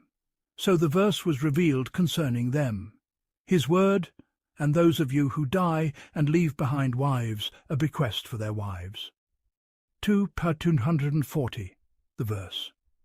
We were informed by Abu Umar Muhammad ibn Abdul Aziz al-Marwazi in his book, who informed us. Abul Fadl al-Haddadi informed us, who informed us. Muhammad ibn Yahya ibn Khalid informed us, who informed us. Ishaq ibn Ibrahim al-Hattali informed us, who said from Ibn Hayyan concerning this verse, that a man from the people of Taif came to Medina, and he had male and female children, and with him were his parents and his wife. He died in Medina. This was brought before the Prophet, peace and blessings be upon him. He gave to the parents, and he gave to his children what was customary, but he did not give his wife anything, except that he commanded them to spend on her from her husband's estate for a year. His word, there is no compulsion in religion. 2.256. We were informed by Muhammad ibn Ahmad ibn Jafar al-Muzaki, who informed us. Zahid ibn Ahmad informed us, who informed us. Al-Husayn ibn Muhammad Musab informed us, saying, Yahya ibn Hakim related to me, saying, Ibn Abi Adi related to us, from Shuba, from Abu Bishr, from Sa'id ibn Jubair, from Ibn Abbas, who said, a woman from the Ansar would be one whose children did not survive. She would make a vow that if a child of hers lived, she would make him a Jew. When the Banu al-Nadir were exiled, among them were sons of the Ansar.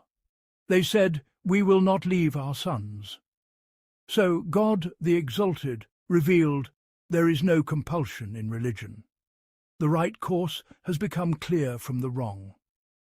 We were informed by Muhammad ibn Musa ibn al-Fadl, who said Muhammad ibn Yaqub related to us, saying, Ibrahim ibn Marzouk related to us, saying, Wahb ibn Jarir related to us, from Shubah, from Abu Bishr, from Sa'id ibn Jubair, from Ibn Abbas concerning his word, the Exalted. There is no compulsion in religion, he said. A woman of the Ansar, whose child would barely survive, would vow that if her child lived, she would make him a Jew. When the Banu al-Nadir were exiled, among them were people of the Ansar. The Ansar said, O Messenger of God, our sons. So God, the Exalted, revealed, there is no compulsion in religion. Said Ibn Jubair, said, so whoever wished could join them, and whoever wished could enter Islam. And Mujahid said, this verse was revealed concerning a man from the Ansar who had a black slave named Subai, and he would compel him to accept Islam. And al-Sudi said, it was revealed concerning a man from the Ansar whose kunya was Abul Hussein. He had 2 sons. Merchants from Syria came to Medina carrying oil. When they wanted to return from Medina, the 2 sons of Abul Hussein went to them, and they called them to Christianity. They became Christians and went to Syria. Abul Hussein informed the Messenger of God, peace and blessings be upon him, and said, seek them. So God, the Almighty and Majestic, revealed, there is no compulsion in religion. The Messenger of God, peace and blessings be upon him, said, may God cast them far away. They are the first to disbelieve. He said, and this was before the Messenger of God, peace and blessings be upon him, was commanded to fight the people of the book. Then his word, there is no compulsion in religion, was abrogated, and he was commanded to fight the people of the Dhimma in Surah Bara. And Masruq said, a man of the Ansar from the Banu Salim ibn Auf had 2 sons who became Christians before the Prophet. Peace and blessings be upon him, was sent. Then they came to Medina with a group of Christians carrying food. Their father came to them and clung to them, saying, by God, I will not leave you until you become Muslims. They refused to become Muslims. They brought their dispute to the Prophet. Peace and blessings be upon him. He said, O Messenger of God, should a part of me enter the fire while I am watching? So God, the Almighty and Majestic, revealed, there is no compulsion in religion. The right course has become clear from the wrong, and he let them go. We were informed by Abu Ishaq Ahmad ibn Muhammad al-Muqri, who informed us, Abu Bakr Muhammad ibn Ahmad ibn Abdus informed us, saying, al-Hasan Ali ibn Ahmad ibn Mahfuz informed us, saying, Abd God ibn Hashim related to us, saying, Abd al-Rahman ibn Mahdi informed him from Sufyan, from Khusayf, from Mujahid, who said, there were people who were foster-nursed among the Jews of Qurayza and al-Nadir. When the Prophet, peace and blessings be upon him, commanded the exile of the Banu al-Nadir, their sons from the Abraz, who had been foster-nursed among them, said, we will go with them and follow their religion. Their families prevented them and wanted to compel them to accept Islam. So it was revealed, there is no compulsion in religion, the verse. His word, and when Abraham said, my sustainer, show me how you give life to the dead. 260, the verse.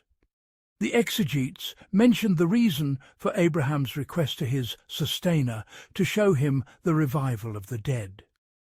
We were informed by Sa'id ibn Muhammad ibn Ahmad ibn Jafar, who said, we were informed by Shuaib ibn Muhammad, who said, Makki ibn Abdan informed us, saying, Abul Azhar related to us, saying, Ra related to us, saying, said related to us from Qatada, who said, "It was mentioned to us that Abraham came upon a dead animal, which the beasts of the land and the sea had divided among themselves." He said, "My sustainer, show me how you give life to the dead." And Hasan, Atta al-Khurasani, al-Dahak, and Ibn Jurayj said, "It was the carcass of a donkey on the seashore." Atta said, "By the Sea of Tiberias." They said, "He saw that the beasts of the land and the sea had divided it." When the tide rose, the fish and the sea creatures would come and eat of it, and whatever fell from it would fall into the water. When the tide receded, the wild animals would come and eat of it, and whatever fell from it would become dust. When the wild animals went away, the birds would come and eat of it, and whatever fell, the wind would scatter in the air. When Abraham saw that, he was amazed and said, "O Sustainer, I know that you will surely gather them, so show me how you give them life, that I may witness it." And Ibn Zayd said, "Abraham passed by a dead fish, half of it on the land and half in the sea. What was in the sea, the creatures of the sea ate, and what was on the land, the creatures of the land ate." The wicked Iblis said to him, "When will God gather these parts from the bellies of these creatures?" He said, "My sustainer, show me how you give life to the dead." He said, "Do you not believe?" He said, "Yes, but to satisfy my heart, by the removal of the whisperings of Iblis from it." We were informed by Abu Nuaym al-Isfahani in what he permitted me to narrate, who said, "Abd God ibn Muhammad ibn Jafar related to us, saying, Muhammad ibn Sahl related to us, saying, Salama ibn Shabib related to us, saying, Ibrahim ibn al-Hakam ibn Aban related to us, saying, my father related to me, saying, I was sitting with Ikrimah by the shore, and Ikrimah said, Verily, those who drown in the seas, the fish divide their flesh, and nothing remains of them but the bones. The waves cast them upon the shore, and they become frail and decayed. Camels pass by them and eat them, and then they excrete dung. Then a people come and take that dung and burn it, and that fire is extinguished. Then a wind comes and scatters that ash upon the earth. And when the trumpet is blown, those and the people of the graves will come forth alike. And that is his word, the exalted, and behold, they will be standing, looking on 39:68. And Muhammad ibn Ishaq ibn Yasar said, when Abraham argued with Nimrod, and said, My sustainer is the one who gives life and causes death. Nimrod said, I give life and cause death. Then he killed a man and released a man. He said, I have caused that one to die and given this one life. Abraham said to him, Verily, God gives life by returning the soul to a dead body. Nimrod said to him, Have you witnessed this that you speak of? And he could not say, Yes, I have seen it. So he moved to another argument. Then he asked his sustainer to show him the revival of the dead, so that his heart might be at rest at the time of argumentation, for then he would be reporting from observation and sight. And Ibn Abbas, Sa'id ibn Jubair, and al-Sudi said, When God took Abraham as an intimate friend, the angel of death asked permission of his sustainer to come to Abraham and give him the glad tidings. He came to him and said, I have come to give you the glad tidings that God, the Exalted, has taken you as an intimate friend. He praised God, the Almighty and Majestic, and said, What is the sign of that? He said, That God will answer your prayer, and you will give life to the dead by your request. Then he departed and went away. Abraham said, My sustainer, show me how you give life to the dead. He said, Do you not believe? He said, Yes, but to satisfy my heart with the knowledge that you answer me when I call upon you, and you give me when I ask you, and that you have taken me as an intimate friend. His word, those who spend their wealth in the way of God. 2.261, the verse. Al-Kalbi said, it was revealed concerning Uthman ibn Affan and Abd al-Rahman ibn Auf. As for Abd al-Rahman ibn Auf, he came to the Prophet, peace and blessings be upon him, with 4,000 dirhams as charity. He said, I had 8,000 dirhams. I kept 4,000 for myself and my family, and 4,000 I have loaned to my sustainer. The messenger of God, peace and blessings be upon him, said to him, may God bless you in what you have kept and in what you have given. As for Uthman, may God be pleased with him, he said, upon me is the equipping of those who have no equipment in the expedition of Tabuk. He equipped the Muslims with 1,000 camels with their saddles and pack-saddles, and he gave in charity the well of Ruma, which belonged to him, to the Muslims. So this verse was revealed concerning them. And Abu Sa'id al-Khudri said, I saw the messenger of God, peace and blessings be upon him, raising his hands and supplicating for Uthman, saying, O sustainer, I am pleased with Uthman ibn Affan, so be pleased with him. And he continued to raise his hands until the dawn broke. So God the Exalted revealed concerning him those who spend their wealth in the way of God, the verse. His word, O you who believe, spend from the good things which you have earned. 2.267, the verse. We were informed by Abd al-Rahman ibn Ahmad al-Saydalani, who said, Muhammad ibn Abd, God ibn Muhammad ibn Nuaym related to us, saying, Ahmad ibn Sal ibn Hamdaway related to us, saying, Qais ibn Asif related to us, saying, Qutayba ibn Sa'id related to us, saying, Hatim ibn Ismail related to us, from Jafar ibn Muhammad, from his father, from Jabir, who said, the Prophet, peace and blessings be upon him, commanded the zakat al-fitr to be a sar of dates. A man came with bad dates, and the Qur'an was revealed, O you who believe, spend from the good things which you have earned, and from that which we have produced for you from the earth. And do not aim at what is bad to spend from it. We were informed by Abu Ishaq Ahmad ibn Muhammad, the preacher, who said, we were informed by Abd God ibn Hamid al-Isfahani, who said, Muhammad ibn Ismail al-Farisi related to us, saying, Ahmad ibn Musa al-Jammaz related to us, saying, Umar ibn Hamad ibn Talha related to us, saying, Asbat ibn Nasr related to us, from al-Suddi, from Adi ibn Thabit, from al-Bara, who said, this verse was revealed concerning the Ansar. When it was the time for harvesting dates from their gardens, they would bring out clusters of dates and unripe dates and hang them on a rope between two pillars in the mosque of the Messenger of God, peace and blessings be upon him. The poor of the Muhajirun would eat from them.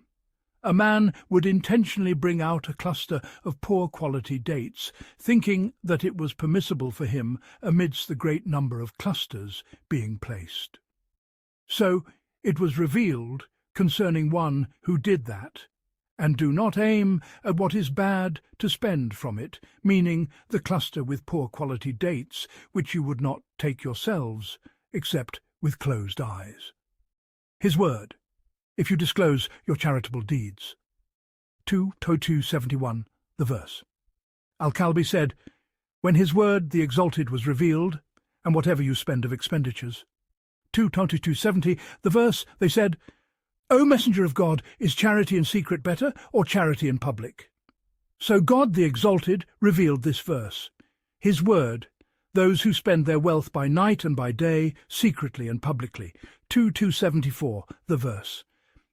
We were informed by Ismail ibn Ibrahim al-Nasrabadi, who said, we were informed by Abu Amr ibn Muhammad, who said, Muhammad ibn al-Hasan ibn al-Jalil informed us, saying, Hisham ibn Ammar related to us, saying, Muhammad ibn Shu'aib related to us, from Ibn Mahdi, from Yazid ibn Abd God, from Shu'aib, from his father, from his grandfather, from the messenger of God, peace and blessings be upon him, who said, this verse was revealed.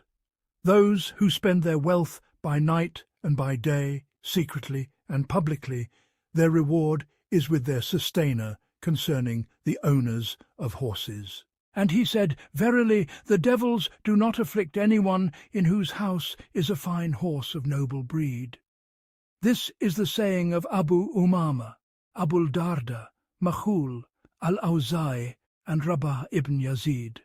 They said, they are those who keep horses for the sake of God, the Exalted, spending on them by night and by day, secretly and publicly. It was revealed concerning one who did not keep them for show or for reputation.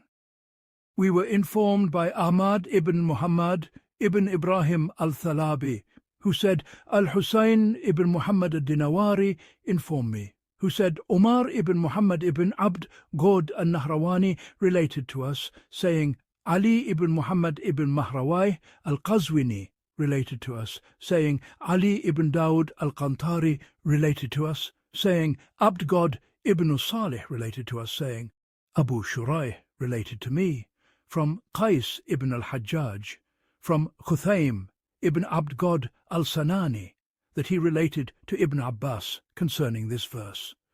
Those who spend their wealth by night and by day, he said, concerning the fodder for horses. And what supports the correctness of this is what Abu Ishaq al-Mukri informed us, who said, Abu Bakr Muhammad ibn Ahmad ibn Abdus informed us, saying, Abul Abbas Abd God ibn Yaqub al-Kirmani informed us, saying, Muhammad ibn Zakaria al-Kirmani related to us, saying, Waqi related to us, saying, Abd al-Hamid ibn Bahram related to us from Shahr ibn Hawshab, from Asma bint Yazid, who said, the messenger of God, peace and blessings be upon him, said, whoever keeps a horse in the way of God and spends on it in expectation of reward, its satiation, its hunger, its quenching of thirst, its urine, and its dung, will be in his scale on the day of resurrection. And Abu Ishaq informed us, who said, Abu Amr al-Furati informed us, saying, Abu Musa Imran ibn Musa informed us, saying, Said ibn Uthman al-Khudri related to us, saying, Faris ibn Umar related to us, saying, Salih ibn Muhammad related to us, saying, Sulaiman ibn Amr related to us from Abd al-Rahman ibn Yazid, from Makhul, from Jabir, who said, the messenger of God, peace and blessings be upon him, said, the one who spends on his horse in the way of God is like one who extends his hands in charity. We were informed by Abu Hamid Ahmad ibn al-Hasan, the scribe, who said, we were informed by Muhammad ibn Ahmad ibn Shadhan al-Razi, who said, Abd al-Rahman ibn Abi Hatim related to us, saying, Abu Sa'id al-Ashaj related to us, saying, Zayd ibn al-Hubab related to us, saying, Raja ibn Abi Salama related to us, from Sulaiman ibn Musa al-Dimashqi, from Ajlan ibn Sahl al-Bahili, who said, I heard Abu Umama al-Bahili say, whoever keeps a horse in the way of God, not for show or for reputation, is among those who spend their wealth by night and by day, the verse. Another saying, we were informed by Muhammad ibn Yahya ibn Malik al-Dabbi, who said, Muhammad ibn Ismail al-Jurjani related to us, saying, Abd al-Razak related to us, saying, Abd al-Wahhab ibn Mujahid related to us, from his father, from Ibn Abbas concerning his word. Those who spend their wealth by night and by day, secretly and publicly, he said, it was revealed concerning Ali ibn Abi Talib. He had 4 dirhams. He spent one by night, one by day, one in secret, and one in public. We were informed by Ahmad ibn al-Hasan the scribe, who said, we were informed by Muhammad ibn Ahmad ibn Shadhan, who said, Abd al-Rahman ibn Abi Hatim related to us, saying, Abu Sa'id al-Ashaj related to us, saying, Yahya ibn Yaman related to us, from Abd al-Wahhab ibn Mujahid from his father, who said, Ali, may God be pleased with him, had 4 dirhams. He spent a dirham by night, a dirham by day, a dirham secretly, and a dirham publicly. So it was revealed those who spend their wealth by night and by day, secretly and publicly. And al-Kalbi said, this verse was revealed concerning Ali ibn Abi Talib, may God be pleased with him. He owned nothing but 4 dirhams. He gave one in charity by night, one by day, one secretly, and one publicly. The messenger of God, peace and blessings be upon him, said, what led you to do this? He said, what led me was that I might be entitled to what God has promised me. The messenger of God, peace and blessings be upon him, said to him, verily, that is yours.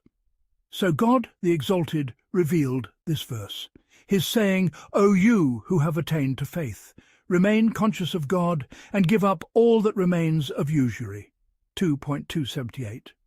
We are told by Muhammad ibn Abd God ibn Muhammad ibn Ahmad ibn Jafar, who said, we were informed by Abu Amr ibn Hamdan, who said, we were informed by Abu Yala, who said, Ahmad ibn al-Ahmashi related to us, saying, Muhammad ibn Fudail related to us, saying, al-Kalbi related to us, from Abu Salih, from Ibn Abbas. It has reached us, and God knows best, that this verse was revealed concerning the Banu Amr ibn Umayr ibn Auf of Thaqif and the Banu al-Mughira of Banu Makhzum.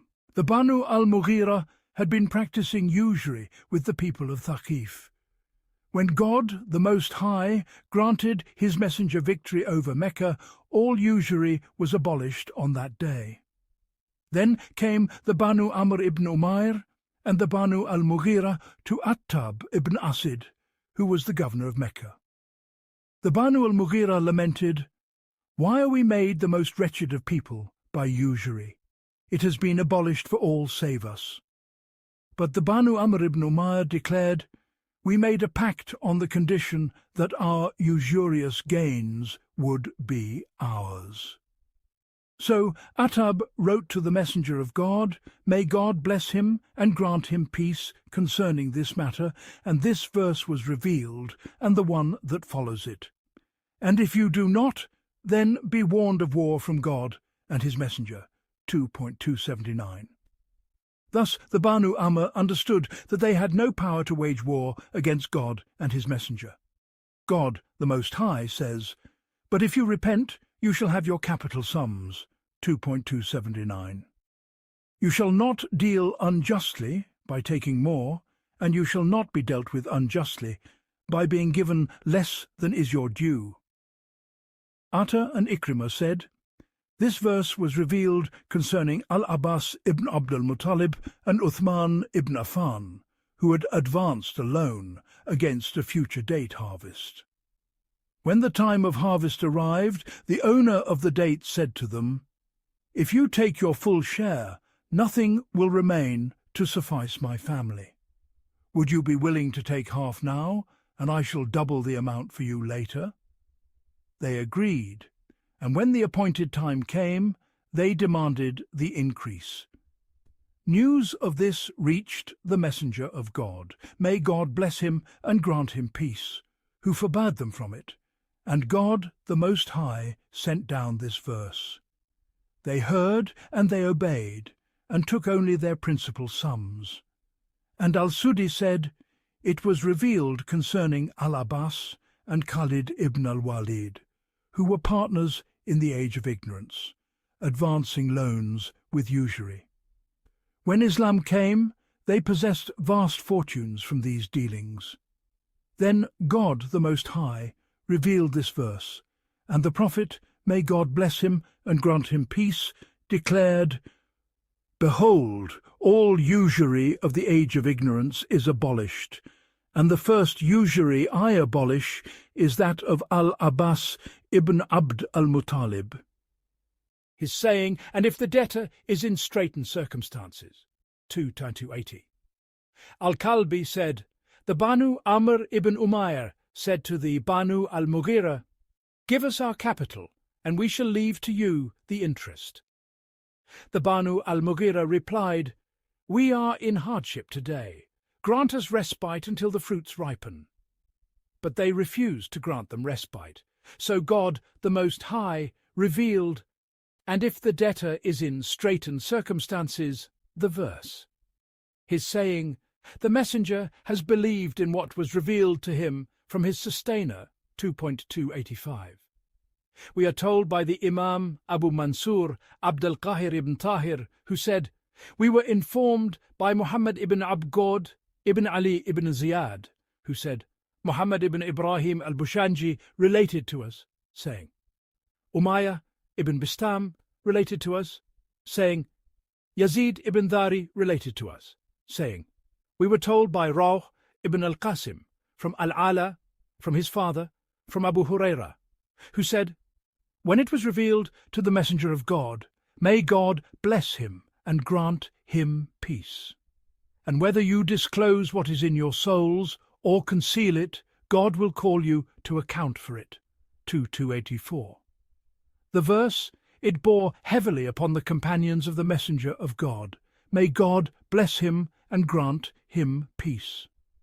Then they came to the Messenger of God, may God bless him and grant him peace, and said, we have been charged with deeds that we are able to bear, the prayer, the fast, the struggle, and the charity.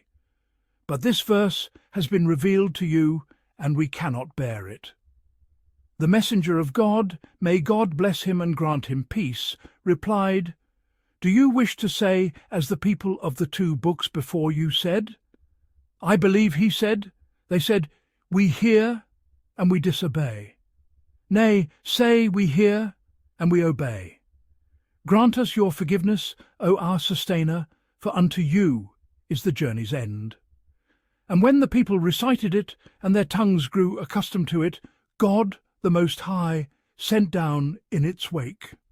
The messenger has believed in what was revealed to him from his Sustainer, the entire verse, and God, the Most High, abrogated it, revealing, God does not burden a soul beyond its capacity.